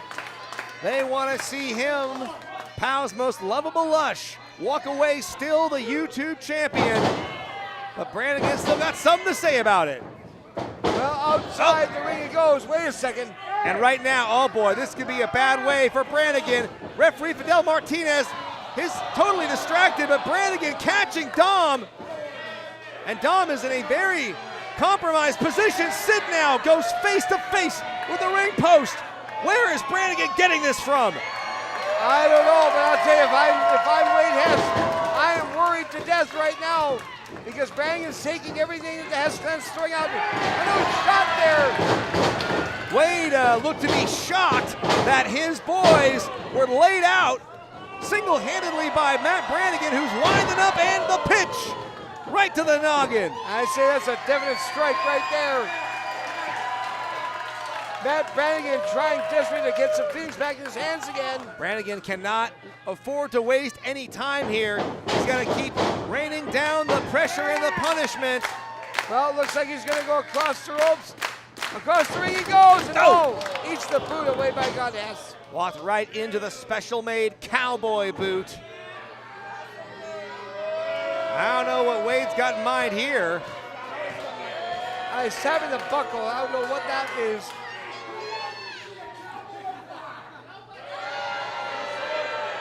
But if I'm Brannigan, I'm wondering, wait a minute, Hess is going to no man's land right now. He's going upstairs. This is not a common place to find Wade. He usually likes to stay on the ground. Oh, well, that's why, and that's why you don't find him upstairs. Brannigan's up there, and they're meeting at the mines right now. This is a precarious spot for both men. Brannigan, and I think when he hit the ropes, he also caused Wade to lose his balance. And, well, we can describe what it is, but I think we already know. Guys. Oh, no. It was a sliver of a moon. It was a sliver of a moon tonight, but there's a neon moon getting punched by the YouTube champion. And folks, that's a closed fist. Well, we've heard the song before, Blue Moon before. I think that's exactly what that is. It's a black and blue moon. Yes. What's Brannigan got left in his arsenal here? How's he going to put Wade by God Hess away here? Well, how about like that? Oh, boy. Wade seeking shelter, trying to find higher ground, but I think he's just put himself in the drop zone for the move that's sweeping the nation. But wait a minute. Dom Hess now is getting actually in the ring, and this is a bad place to be for Dom. But wait a minute. Wait a second. We see. He's He's taking that rag. He's taking the rag. Oh my God! You can smell the chloroform from here, and he just soaked that rag with it. Maybe he's trying to Oh no! He's trying Fight to it, use Matt! it like ether. Fight it, Matt! He's got that chloroform. Oh my no! God! Oh, jeez! In the face! Oh, good God, that reeks! And that was right in Brannigan's eyes. Oh Brannigan no! can't see. Brannigan can't see. My God, he's Fidel Martinez, you gotta help the guy out. He cannot see. You can see it, Brannigan. You can see he's blinded. The moonshine blinded him. Oh my God! Get a towel or something like that. We gotta get some. He's The Hess clan, they don't know what to make of this. I gotta check on a bulldog. We gotta get out of here. Come on. Well, I'll tell you right now, Brannigan is in serious pain. I've never seen anything like this before. He's fighting against everybody right now. And I can't believe the Hess clan did what they just did. Referee Fidel Martinez has disqualified Wade Hess for using a foreign object and blinding Matt Brannigan with moonshine? What? Wait. Well, we're calling out the locker room right now because there's no reason that Brannigan should be able to see it all. They've got to get the lights off and that sort of thing because that can be damaging right now to the retina. They've got to get him to the hospital. They have got to get him out of here quickly because the damage is the clock is ticking right now. My God, do you have any idea?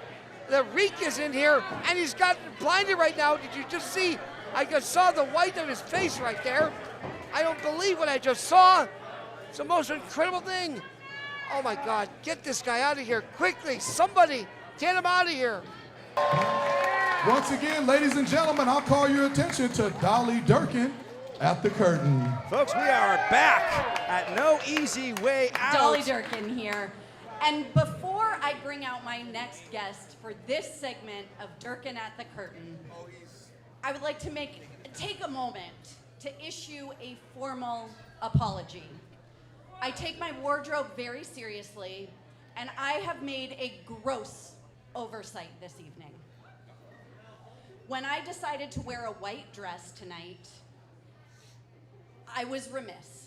I made a mistake because this evening we have a very special newlywed bride in our crowd.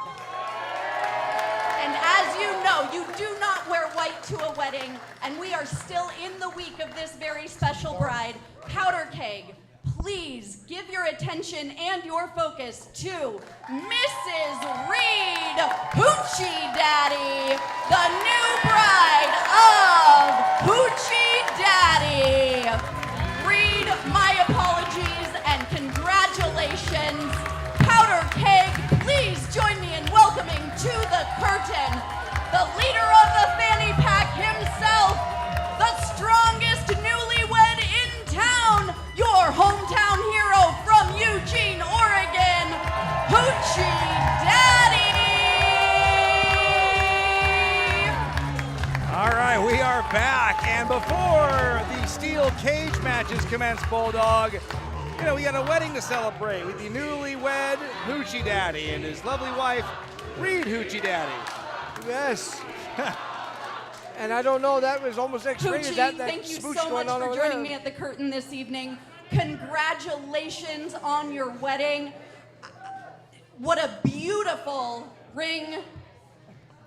This is 24 carats of pure Hoochie Daddy approved gold, all from the lovely Hoochie Mama. And this is the only place you can say that and make a woman happy, guys. Just keeping that. It just works for me. I'm sorry. But on top of being happily 6 days married to my best friend, no offense to any ladies here, but the most beautiful woman in my eyes, I have a special gift for you. I went through so many photos. Oh my, if you all get married, there's so many photos. I found the most special, the one that made me the most smile, that's on my phone wallpaper. I'm getting it framed already, and I want to share it with you. So can we please put my favorite photo up on this board right up here, please? All right. Isn't that awesome? Whoa. Wait a minute, that's not the Hoochie Whoa, Daddy's no, face up there. no. What? The hell? Wait a second. No. That is That's not Hooch. that's clearly That's not Chris Hoochie. Brady. Wait a second Can here. we cut the photo? Well, We need to cut the Hey, pull that photo. wait a minute, down. wait a That's minute. not the There's, right there's photo. Chris Brady over at ringside. Can we get a Whoa. camera? There he is. I don't know what his business is. We know last month, we know he was talking trash to the Hoochie Daddy back when he was before the wedding. But boy, this is getting serious, guys. This is getting real personal. Wow, that is personal. That is Oh, very wait a minute. personal. What the hell's Death Threat doing here? Wait a second here. That's Zeb St. 1 and Nathan Fox, who seem to be the new running buddies for Chris Brady. And what is the meaning of this?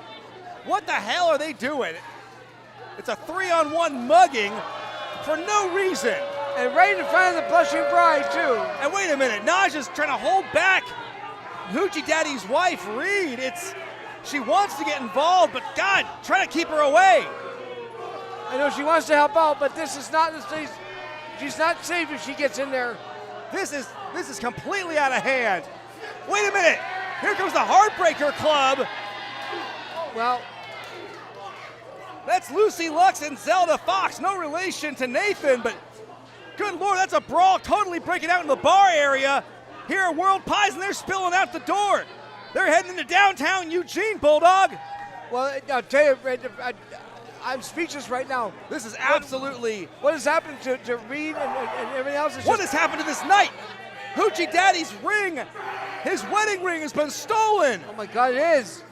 It's gone. Chris Brady stole the Hoochie Daddy's wedding ring. What in God's name was he thinking? What in... You see him running away now. He and Nathan Fox over there.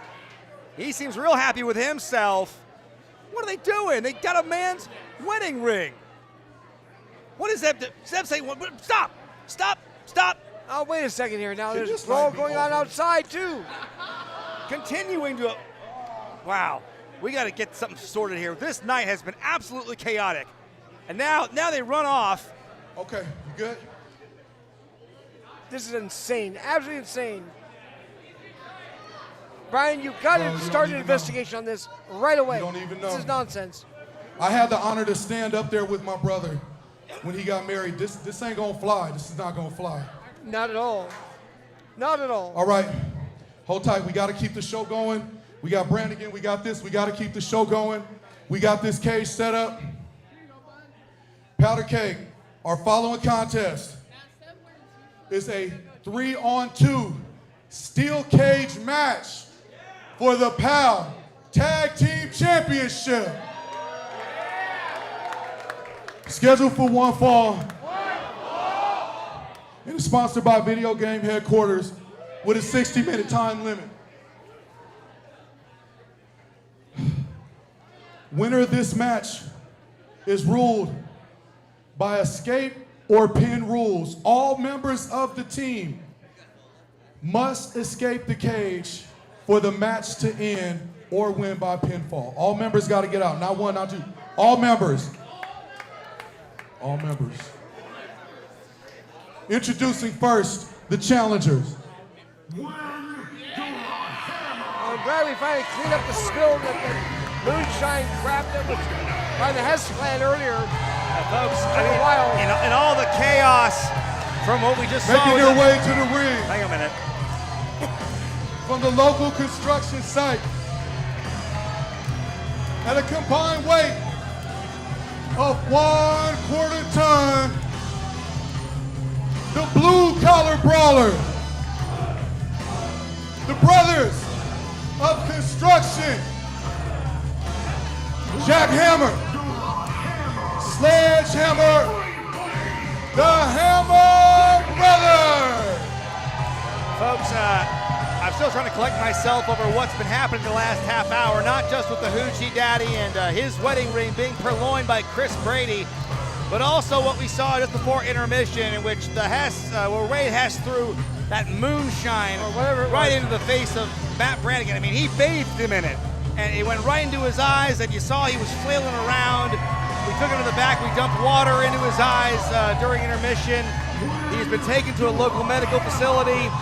We do know, we don't know officially what the condition is for Matt Brannigan, but we know that he was having difficulty seeing. He said There was lots of burning, blurred vision, no vision going in and out. It sounded very scary. He had no idea where he was, and we're just hoping he can recover. We'll have more updates when we get them.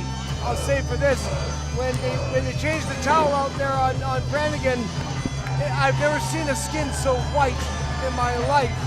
It was, you can still smell it a little bit here in the air, but it's, that's tough. It's bad enough to drink it. All right, much less Powder Keg. get contact in your eyes. Introducing the challengers, the champions. Y'all forgive me, I'm thrown off. And introducing now the champions. It's been a rough night for all of us, Naja. We're going to move forward right now. We're going to talk about, this is a tag team title defense inside the confines of a steel cage. The Hammer Brothers making their way to the ring from Fraternity Row.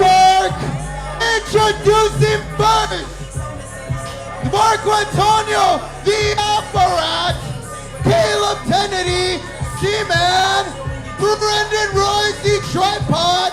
We are the POW Tag Team Champions. We are a Sigma Squad. Marco, Two Hats Antonio, introducing his boys, Caleb Kennedy and Brendan Royce, to the ring as all three men are going to be participating in this tag team championship match. Bulldog, the stakes could not be any higher for both teams. The Alpha Sigma squad looking to cement their legacy, but so are the Hammer Brothers. They want to become 5-time POW Tag Team Champions. Tonight they get a chance to face not one or two, but all three of the Alpha Sigma squad. That's important. They don't have to worry about those guys hiding outside the ring, squirreling away from outside the dressing room back in the ring. They face them all at one time, and the titles are on the line. The Hammer Brothers, they've had mixed success in the steel cage. They fought in the first ever steel cage match in POW history. They beat the Midnight Heat to become tag team champions. And look at this, the bell hasn't rung yet, but things are getting real chippy. Oh man, Medina's got her hands full in this contest right now. It's a 3-on-2, but you gotta wonder, when you add up Sledgehammer, if he's equal to 3. He's 2 men right there, he's 2.5. But then, of course, the Hammer Brothers, they lost the tag team championship to the Hess clan in a steel cage match. And then, of course, there was the war of attrition last November when the Hammer Brothers were part of the winning team against the Dynasty. Well, now they're trotting a bit right now. The Alpha Sigma squad is walking around with the titles. They do realize there's an 8-foot cage surrounding them right now. There is a big steel cage around the ring. And folks, for those of you who've never seen the POW ring and the cage before, we emphasize that it's not designed necessarily to keep people in, all right? It's designed for punishment. Yes. Escape is possible to win, but it's not about the height. Nope. It's about the inherent danger inside the 4 sides of steel. And Alpha Sigma squad is about to find out, I think, exactly what that punishment will be as they're cornering Marco right now. Look at this, wind up. But look at that, that's using your head. Those Hammer Brothers helmets, those hard hats are a lot harder than those bucket hats the Alpha Sigma squad wear. And right now the match begins in earnest. Anything goes here in this steel cage matchup. We know now that the hard hats can absorb belt shots. And Marco Antonio, boy, it's all 3 members have to escape. And I think he's gonna be very self-preservating, if you know what I mean. All members of the team would have to escape, meaning Jack and Sledge would have to come out, and all 3 members of the squad. Either that or a pinfall, and I'll tell you, it's gonna be tough on either case. No matter whose side you're taking, it's gonna be tough for... Look at this, Jack working over Royce, hammering him down in the corner while Sledge trying to bat away Marco Antonio like a fly. Working Caleb in the other corner. I mean, if you're the Hammer Brothers, you've got to really divide and conquer if you want to take out one of 3 men in a pinfall. How do you keep the other 2 at bay? Well, I think this is a mistake right now for Marco, trying a sleeper hold on Sledge right now.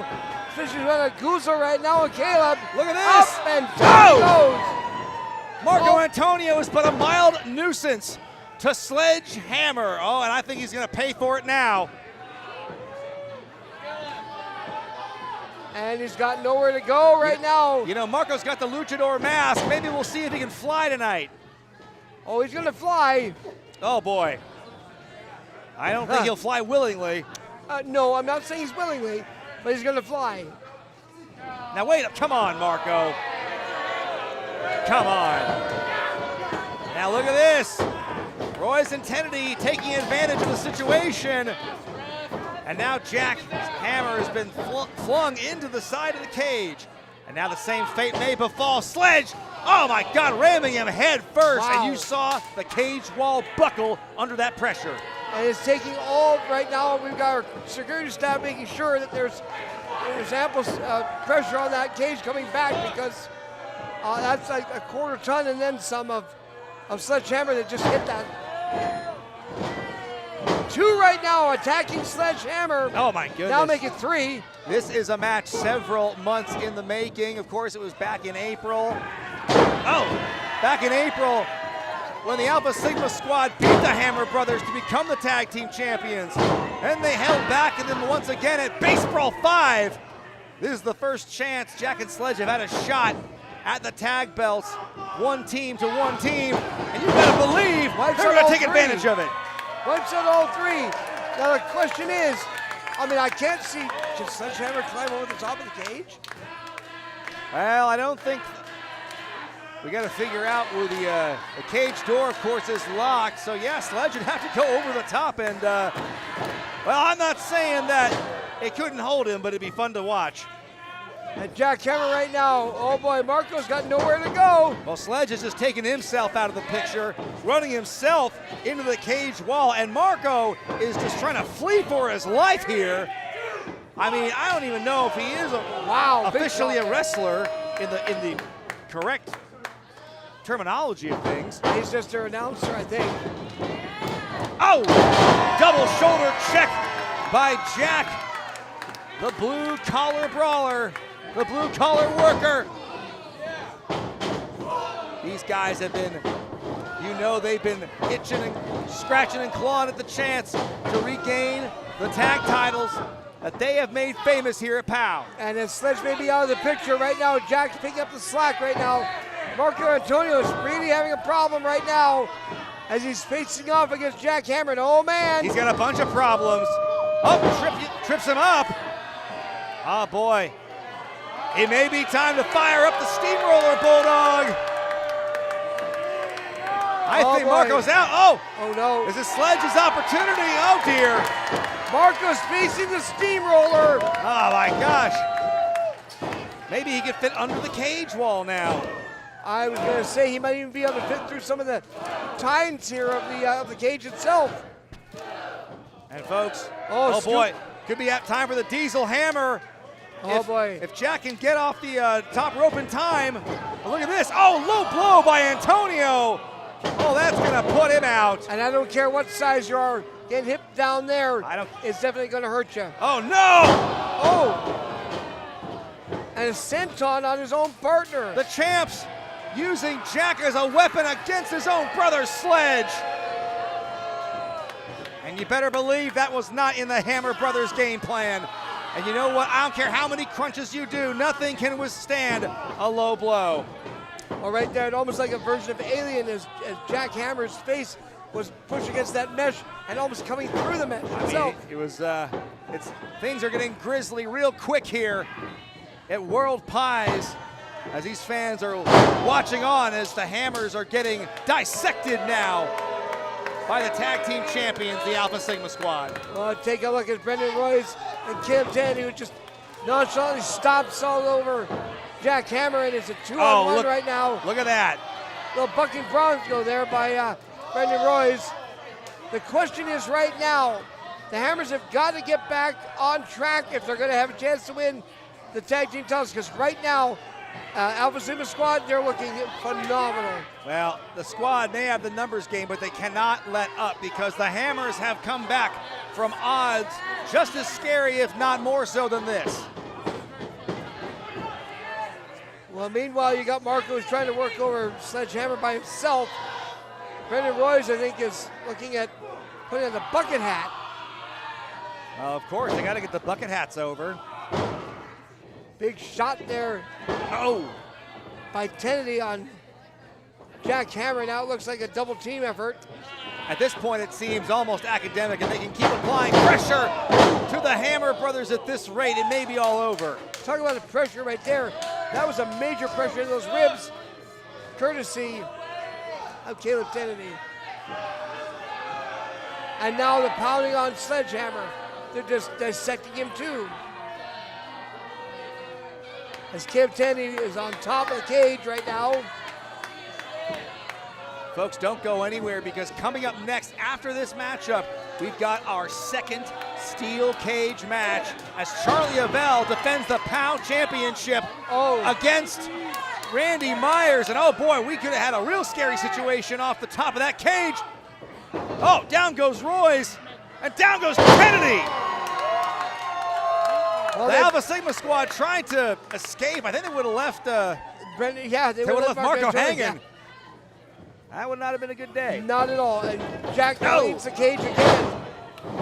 That's, of course, the POW championship match, the main event.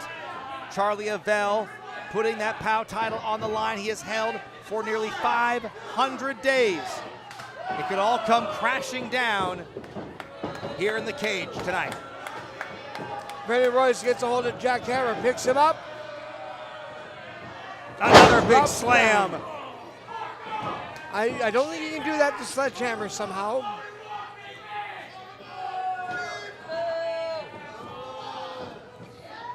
What the hell is this?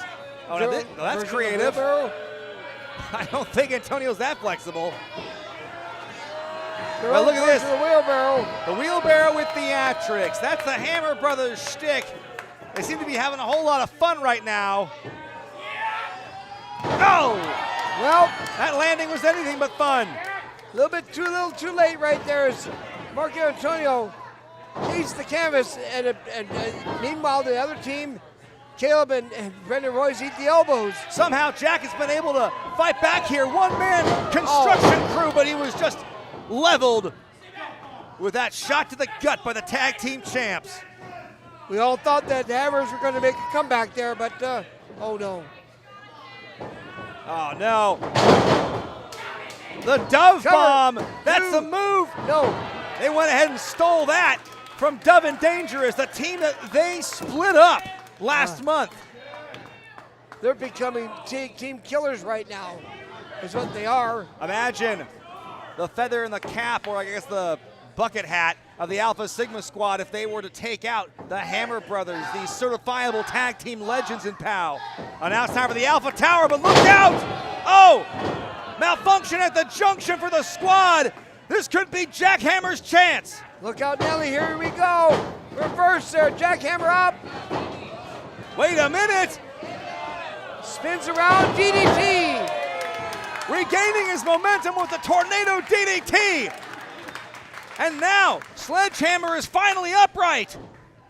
Well, that's good right now because they need him.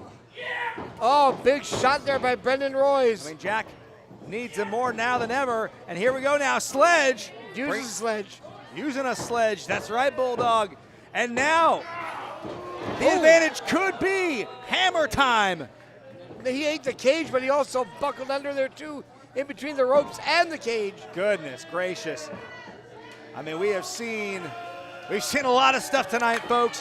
Well, I think we're gonna see some backing up right now. I think we're gonna have to back the dump truck up. But I don't know if this cage can contain the load. Oh, Lord help us. Oh, God.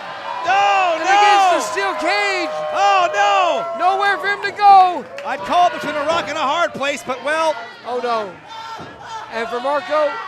It was neither of those things. But wait a minute. Oh, no. Oh boy, it's gonna be a rough night at the office for the mouthpiece. Ball-peen hammer! And I am positive that we're talking about micro now for Marcus and Antonio. Right now, That's it looks right. like they got to set their attention to Caleb Tandy. That was not a micro ball-peen hammer they hit him with neither. No. Top of the cage right now, Jack and Caleb Tandy. Oh. I think AR is officially OUT. How about Jackhammer right now? He is getting hammered along the top of that steel cage. Look out below. Oh no, Caleb Kennedy falling into the waiting arms. This is gonna be it. Bulldog, this is the move that's won him the championship, the Diesel Hammer. But wait, what the hell? What is Jonas Albert Robinson doing? What is this idiot doing? Jonas Albert Robinson, who just, oh, what the hell? Slammed the door into Sledge's head. Double spear. Did you see that ring just shift? This is absolutely atrocious. What on earth was Jonas Albert Robinson doing out here? What are these three doofuses got planned next? Did they hire Jonas to do this? I gotta wonder because, oh no, it's 3-on-1 right now. I heard him planning this out. You heard Kennedy call the Alpha Dog Pile. That. Oh. That's 1, 2. And this is gonna do the third splash. Frog splash. That makes it the Alpha Dog Pile, and Sledge is out, Bulldog. Oh my goodness, the door's And open. they're gonna go out. They're not even gonna try to pin Sledge. They just wanna walk out, still the champs. Nice parting shot by Royce. And damn it, Jonas Albert Robinson just gave this match to the Alpha Sigma squad. What is going on here? What a bunch of horses' asses. Brian, you've got to get some your control of winners and still POW Tag Team Champions, the Alpha Sigma Squad. If you're going to make matches, you got to make some matches now. Because that right there is absolutely unacceptable. Well, the steel cage is meant to keep people out, but Jonas Albert Robinson decided to get himself involved in this business he had nothing to do with. We're going to have to figure out what the hell that was supposed to be all about. But either way, the squad still your POW Tag Team Champions. This is ridiculous. He either stole the key or was given the key. One way or the other, we got to investigate this. Jonas looks stupid with that visor cap. Looks like he should be making a pizza.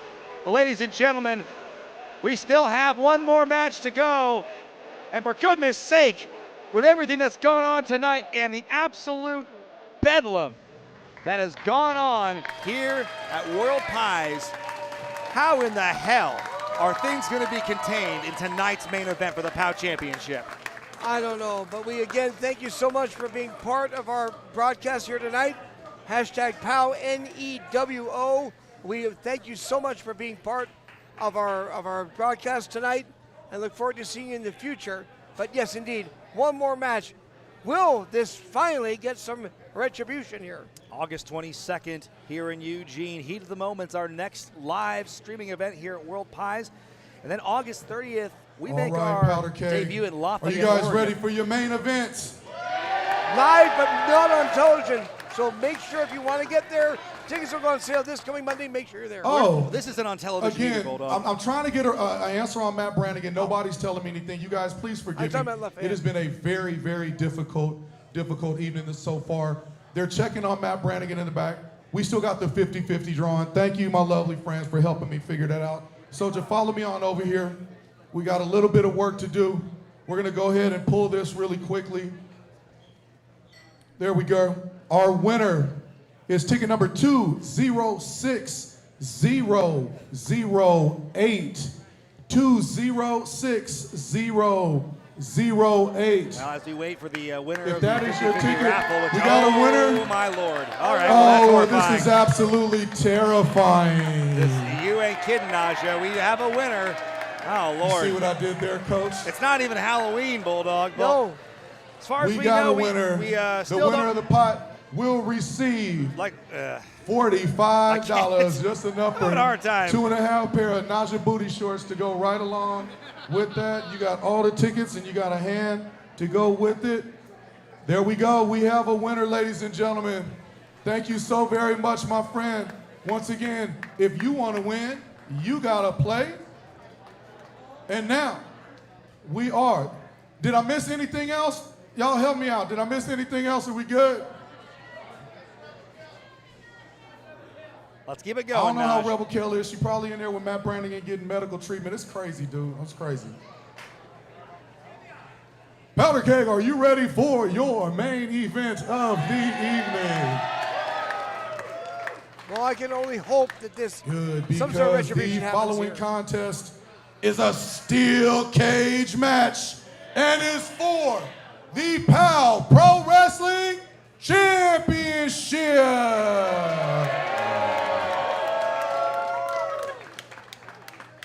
Now, because the Sicarios won our match earlier with the stipulation, they will be the keepers of the key in this match. Scheduled for one fall. Just let it play because it's going to take them 20 minutes to get out here, sorry. With the 60-minute time limit, and is sponsored by Weird Wellness. Introducing first, the keeper of the key.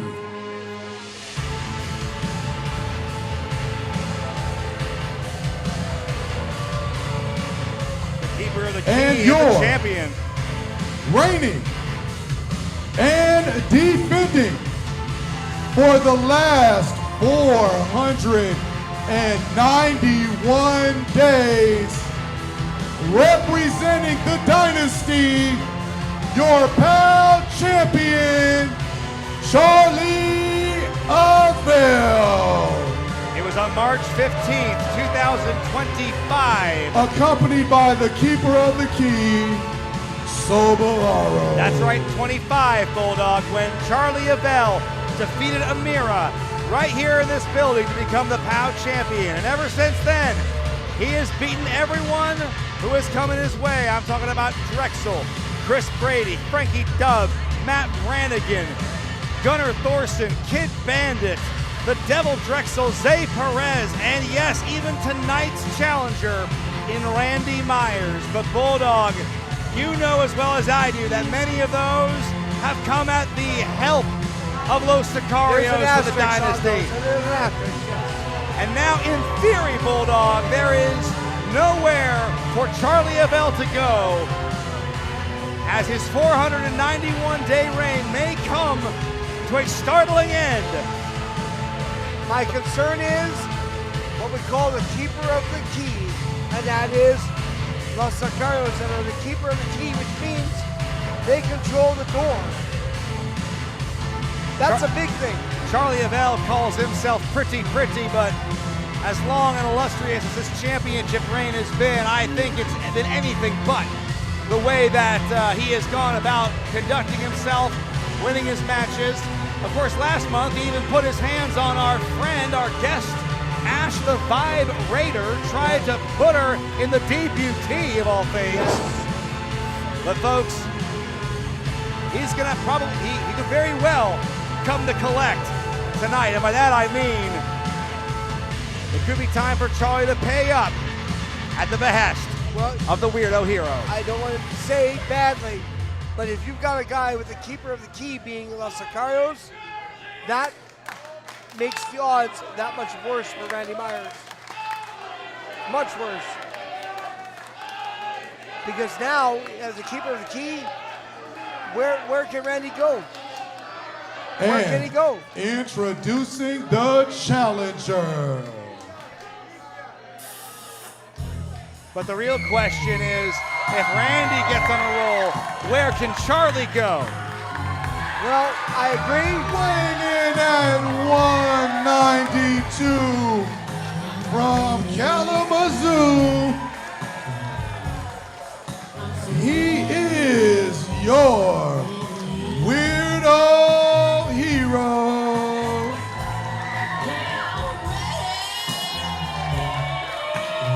My concern is this, though. He is your hunk.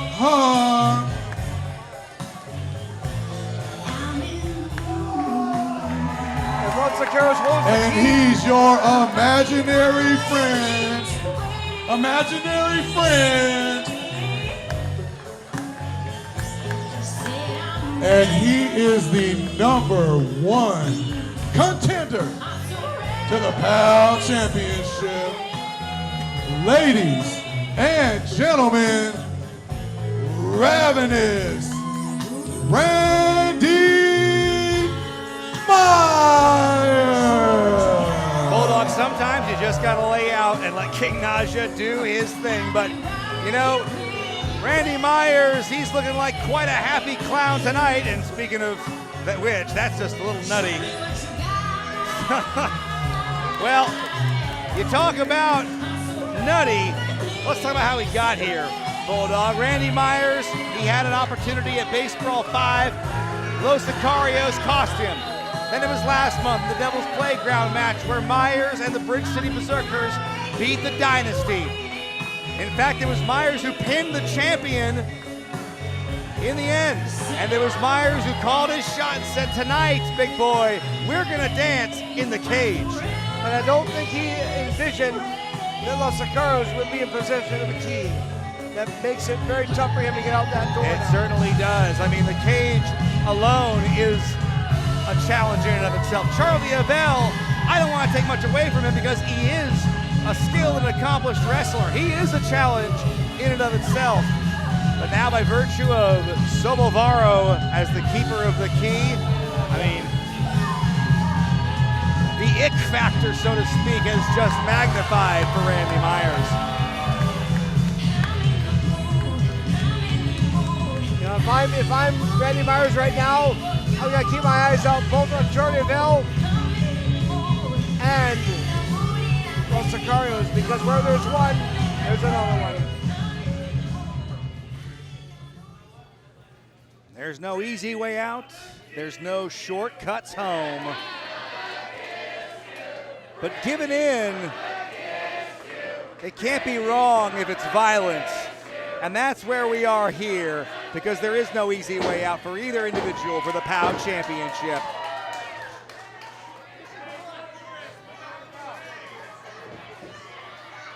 As they're getting ready to put that chain around the door to make sure that it is locked.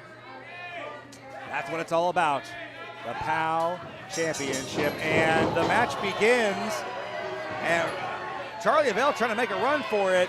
Pinfall and escape rules, and we saw how the Alpha Sigma squad won the previous matchup. But I don't think Randy Myers, oh! I was about to say I don't think he was going to let him go, but that might have been a trap. Well, we got. I should correct myself. Of course, there's no escape. We have keeper of the key. Yes. Making sure the door is officially locked. And then Sobovaro will be granted the key. But you can see here that cheap shot by Avell. There's the key being presented right now. Immediately putting Avell in a huge position of power as this POW title defense begins. Oh. And here we go. Now, Bulldog, I know you've been in a steel cage match a few times in your wrestling career. In your opinion, what's the better strategy? Do you just go in for the kill and go offense, or do you try and play more conservative and wait for mistakes? It really depends on the opponent. In this case, Charly Avell is one of those sorts of guys who will last a long period of time, and he could also go a short period of time, and you don't know what you're going to get with him. You know, if I'm Randy Myers right now, I'm using every bit of strategy I can on Charly Avell, but I've also got to keep my eyes out for Los Sicarios as well. Oh. I talked earlier about the war of attrition match last year. That was the last cage match that Charly Avell has been in, and that was a loss. So it is possible to defeat Charly Avell despite his record reign as POW champion. Well, it is possible, but the question was Los Sicarios holding the key I don't think so. And that, I think, you know, as much as we want to say that's not a non-factor, I think it's a huge factor. Well, I think that just having Silvaro in his corner, being able to shout instruction and support, that alone is going to be a huge boon for Avell that Randy Myers simply doesn't have. Well, look at this slingshot, and he goes face first into the cage, and you can see Bulldog. The blood is already pouring down his face. He's in trouble. Randy Myers is in serious trouble. Things are already looking dire for the Weirdo Hero.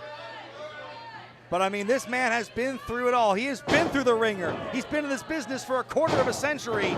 If anybody can withstand this, it's Randy Myers. Well, the question will be whether or not he can. Oh no, Charly Avell though. No!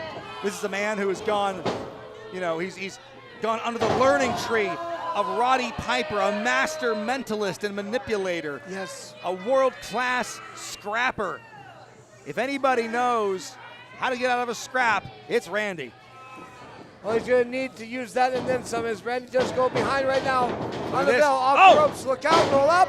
O'Connor roll, I think, well, I think for a moment Charly might have kissed the cage, but Randy certainly got the worst of that one. He did indeed.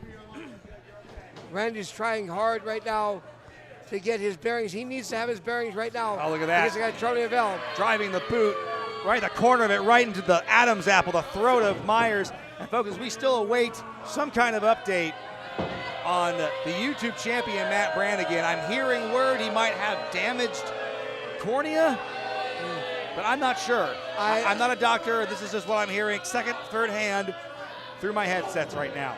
And the thing is that they're going to have to run multitude of tests to make absolutely sure. It's not like something you can see, like a skin or something like that. It's the sight that's really tough to see what's going on with you and your feelings on that as well. No, he's still, that's not, we understand he's not regained his vision fully, but we will keep you updated on the condition of the champ. As we can. Right now, Charly Avell working over Randy Myers, who currently, big boot to the midsection in the back. And down on Randy Myers he goes. Here we go. No. Avell trying to keep this streak alive, trying to keep this record going. Charly can't believe he didn't get a 3 count out of that.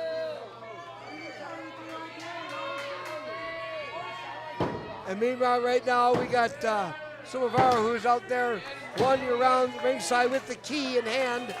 That's not menacing at all. I mean, if Charly Avell can survive this defense, if he can make it out of here in one piece with the championship, then he only has about 50 days to go. Hang on, cover here. Little under 50 days to go from breaking Funny Bone's all-time record for combined number of days as POW champion. Funny Bone has done that in 3 reigns.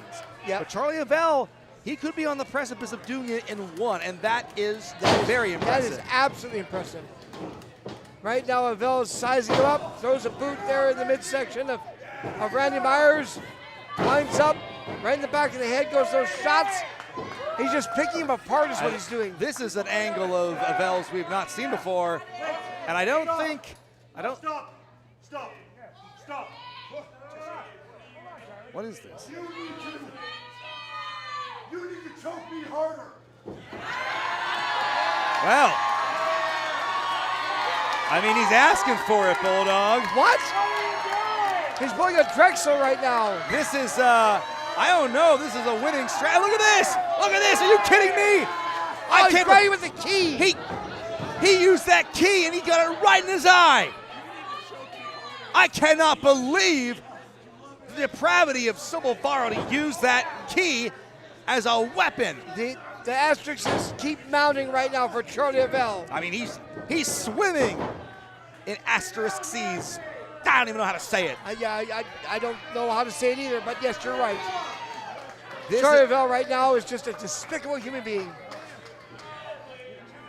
This has been a night that has truly been defined by has been defined by chaos.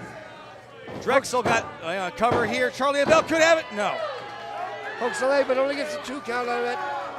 We saw Drexel get his bell rung. He became a non-factor when Roll Los up, here we Sicarios go. won. Oh, Randy Myers almost got a surprise there, but needs a boot because of it. We saw what happened earlier with Los Sicarios assaulting Stephen Bradley. Absolutely classless. No, absolutely no friends at all, Los Sicarios and the Dynasty. Matt Brannigan, having been blinded. You know, I can only hope that he's been able to get through it. I just don't know what to expect of him. And then, of course, God, for Chris Brady to steal the Hoochie Daddy's wedding ring right in front of his wife, his new wife, Reed, and that's beyond the pale. You know, there's going to be a reckoning. A day of reckoning is what has to happen. I mean, it could be Randy Myers' reckoning right here as the sleeper continues to be locked in, and referee Fidel Martinez I gotta wonder, is issuing the hand drops. Oh, that's 2 now. This could One be more it. could be it. Oh, he's out. He's still going. He's Myers still is going. Still in this thing, even though his makeup has now been washed away by the blood on his face. But look at that. You'd see him going out again, perhaps. He could be out on his feet. He's definitely on Dream Street right now. Oh! Defiant to the last is the Ravenous one, who counters with a back suplex. And that's going to give Myers some breathing room. As Avell came down the back of his head, it's quite possible that he could have knocked himself silly on that too. So now Randy Myers looking for an opportunity to get back into this match because he's fallen far behind thus far. Randy Myers is thriving on this. He is feeding off the energy of the powder keg, but that might snuff it out. Jawbreaker by the champion. And boy, Avell, you can see he is feeling the effects of this cage. One. No. Boy, and you know what? He may not be bleeding, but you know his body is racked in pain just the same. He just was grabbing at his buttock right there. He landed badly on that. Oh, look at this. Going for the cross arm breaker. If he can break that grip of Avell's, the arm is his, and so could be the championship. Oh my goodness, come on now.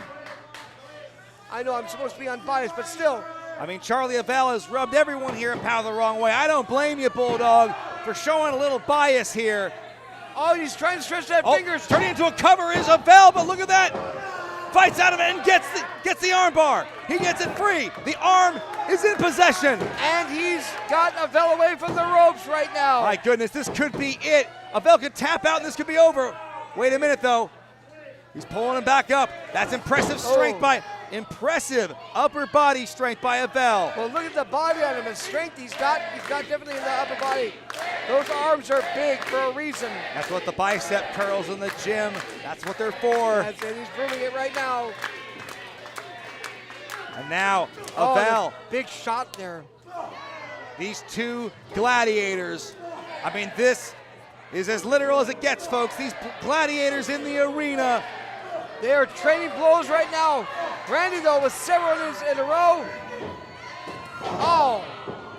Wasted a little time there as Avell was able to hit the knee lift right to the midsection. Oh, looks like Avell's got some evil intentions here with a neck breaker.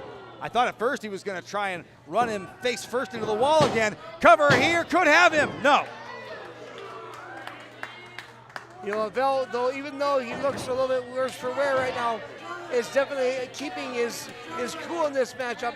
Although he got a little bit on Fidel Martinez just now, he's getting a little frustrated for sure. The frustration is palpable on the face of the POW champion, but you can see here trying to shut out the fans, trying to ignore their chants. And if he hits Randy with the DBT, it's over. Tries to run him in the cage instead. Randy stops him. Oh, wait a minute. Stops him in his tracks and into the chain, into the links. Goes Avell, face first again, into the cage, not the beautiful face. On the atomic drop reversal. Oh, right back to the hindquarters. We saw he was nursing that earlier. And Myers now getting his second wind. Look out. Oh, well, second wind. Outtaken there by Charly. Just got deflated by a, no. Whoa. You could have slid a paper under there. A piece of paper would have been it. Barely, and Sobovara was beside himself on the outside as the keeper of the key. You know, he has yet to turn the key into Charly Avell to help him out, Well, but except for gouging the face ostensibly, of Randy he's there to keep the people out. Like, for instance, Jonas, Albert Robinson. Oh, my God. Oh, boy. That's not a good sign at all for Randy Myers. Charly Avell was locked and loaded with the spear, but he missed his intended target, and Fidel Martinez just got his you-know-what wrecked, rappelling off the bottom rope. Oh my God, the referee is out. He went nuts. And wait a minute, now I see Avell. What is he talking? Trying to get out? Oh no, he's trying to get a chair from Sobovaro. This is getting ridiculous. Chair in there, but can't do it as Randy Myers stopping Charly Avell. Oh, getting up in no man's land here. What's Myers got in mind? Superplex! My God. In the center of the ring goes Charly Avell. And Ravenous Randy Myers, I don't think is any worse. Well, he's definitely worse for wear of this. Oh my God. Neither man will be the same after this matchup, Bulldog. You can be assured of that. No man is the same after a cage match. No man. The powder keg here. Oh, wait a minute, Sicarios. Look at this, Sobovaro unlocking the cage. Are you kidding me? This is exactly part of their plan. Of course, having the key means you have the power to do something like this. Slides the chair in now.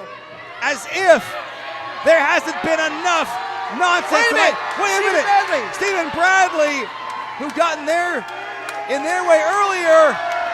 Look out. Bradley now, he's fighting back. Well, right now we got... He's taking it to him. He's taking out the trash. And I think Stephen Bradley, well, I don't know without the chain how he's going to be able to lock it back in, but maybe he's going to be guarding that door from here on out. I think is what he's going to be doing. About time. He's got the chain right now. He's looking like he's going to wrap it around the door. Let's hope he knows how to tie a good knot. Well, regardless, though, and Fidel Martinez, Charly Avell down. Fidel Martinez, our referee, still down. Maybe he should have allowed a new referee to come in. But now, it's anyone's ball game. Stephen Bradley has relocked the door. It's Avell, it's Myers, and they are both crawling for the chair in the middle of the ring. Who's going to claim possession of the steel chair?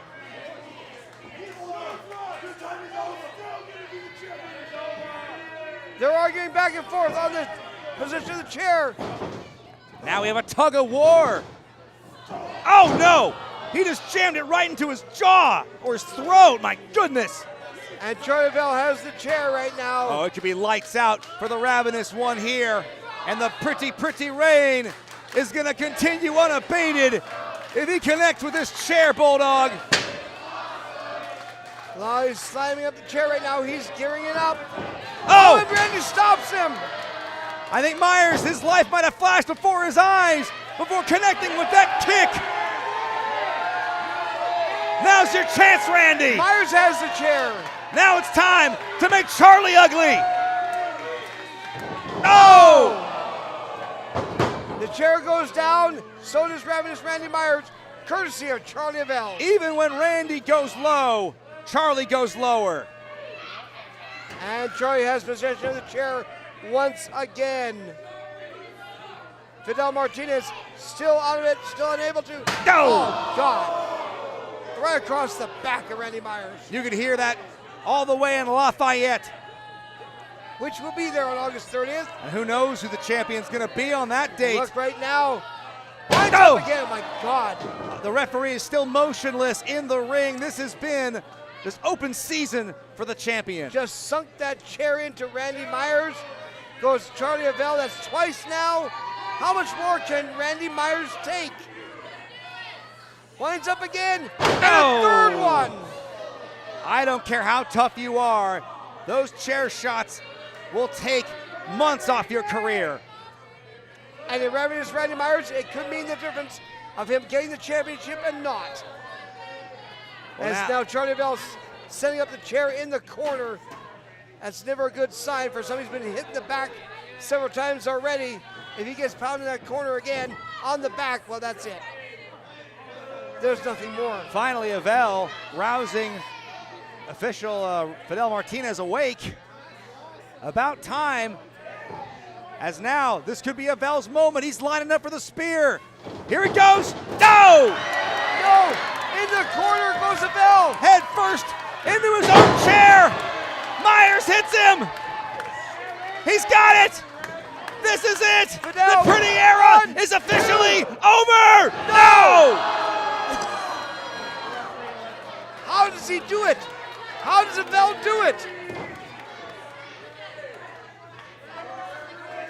1, 2, and I couldn't even put a piece of paper into that count there. It was that close. You gotta give Charly Avell credit because most other wrestlers would have crumbled under that impact, but he's still in the fight. Randy Myers right now gets on Charly Avell. Rakes the eyes right now, goes Charly Avell. Oh, anything goes here, and that wound has been reopened. And now Randy could be out. Oh no, DBT. DBT setting up. He's won championships. He's won matches with this. But Avell blocks it. Avell's blocked, yes, and now Picks him Randy up. Myers picks him up.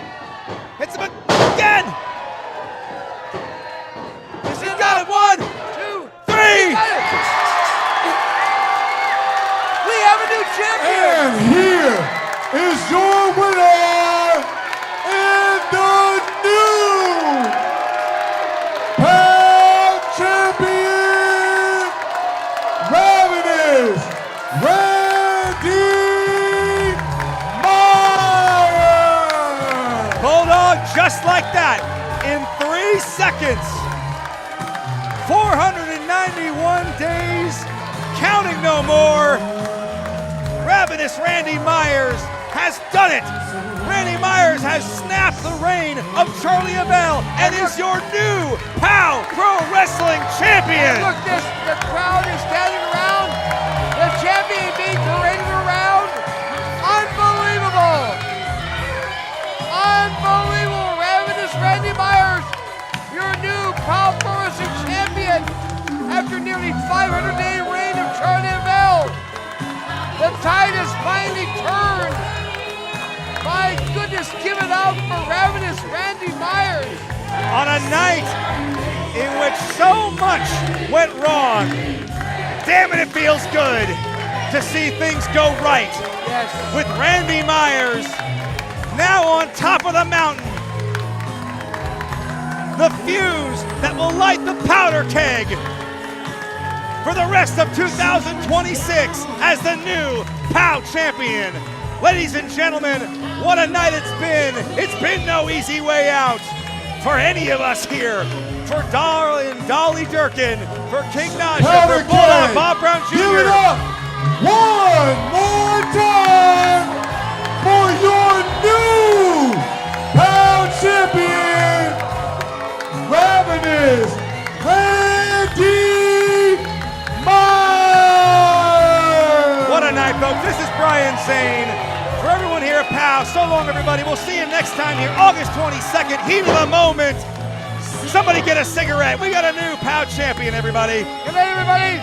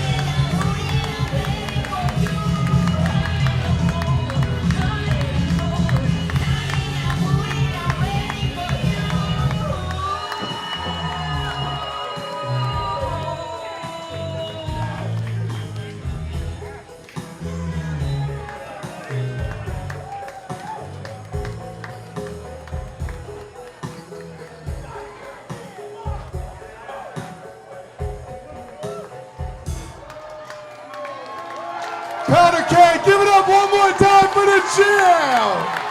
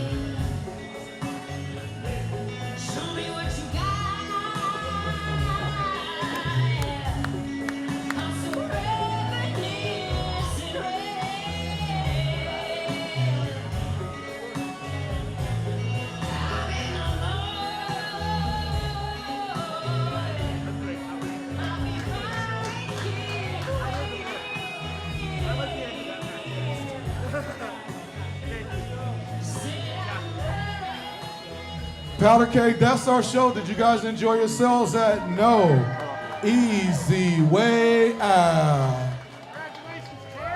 What a night, what a night. We thank you guys so very much for coming out.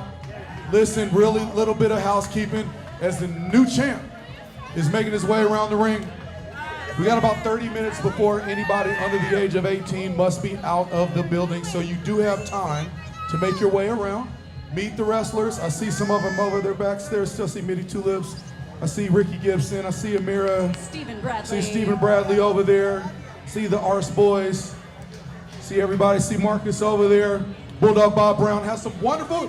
Listen, if you guys haven't taken the opportunity to check out Bulldog Bob Brown's collectible table, you are missing out. This man has some lore over here.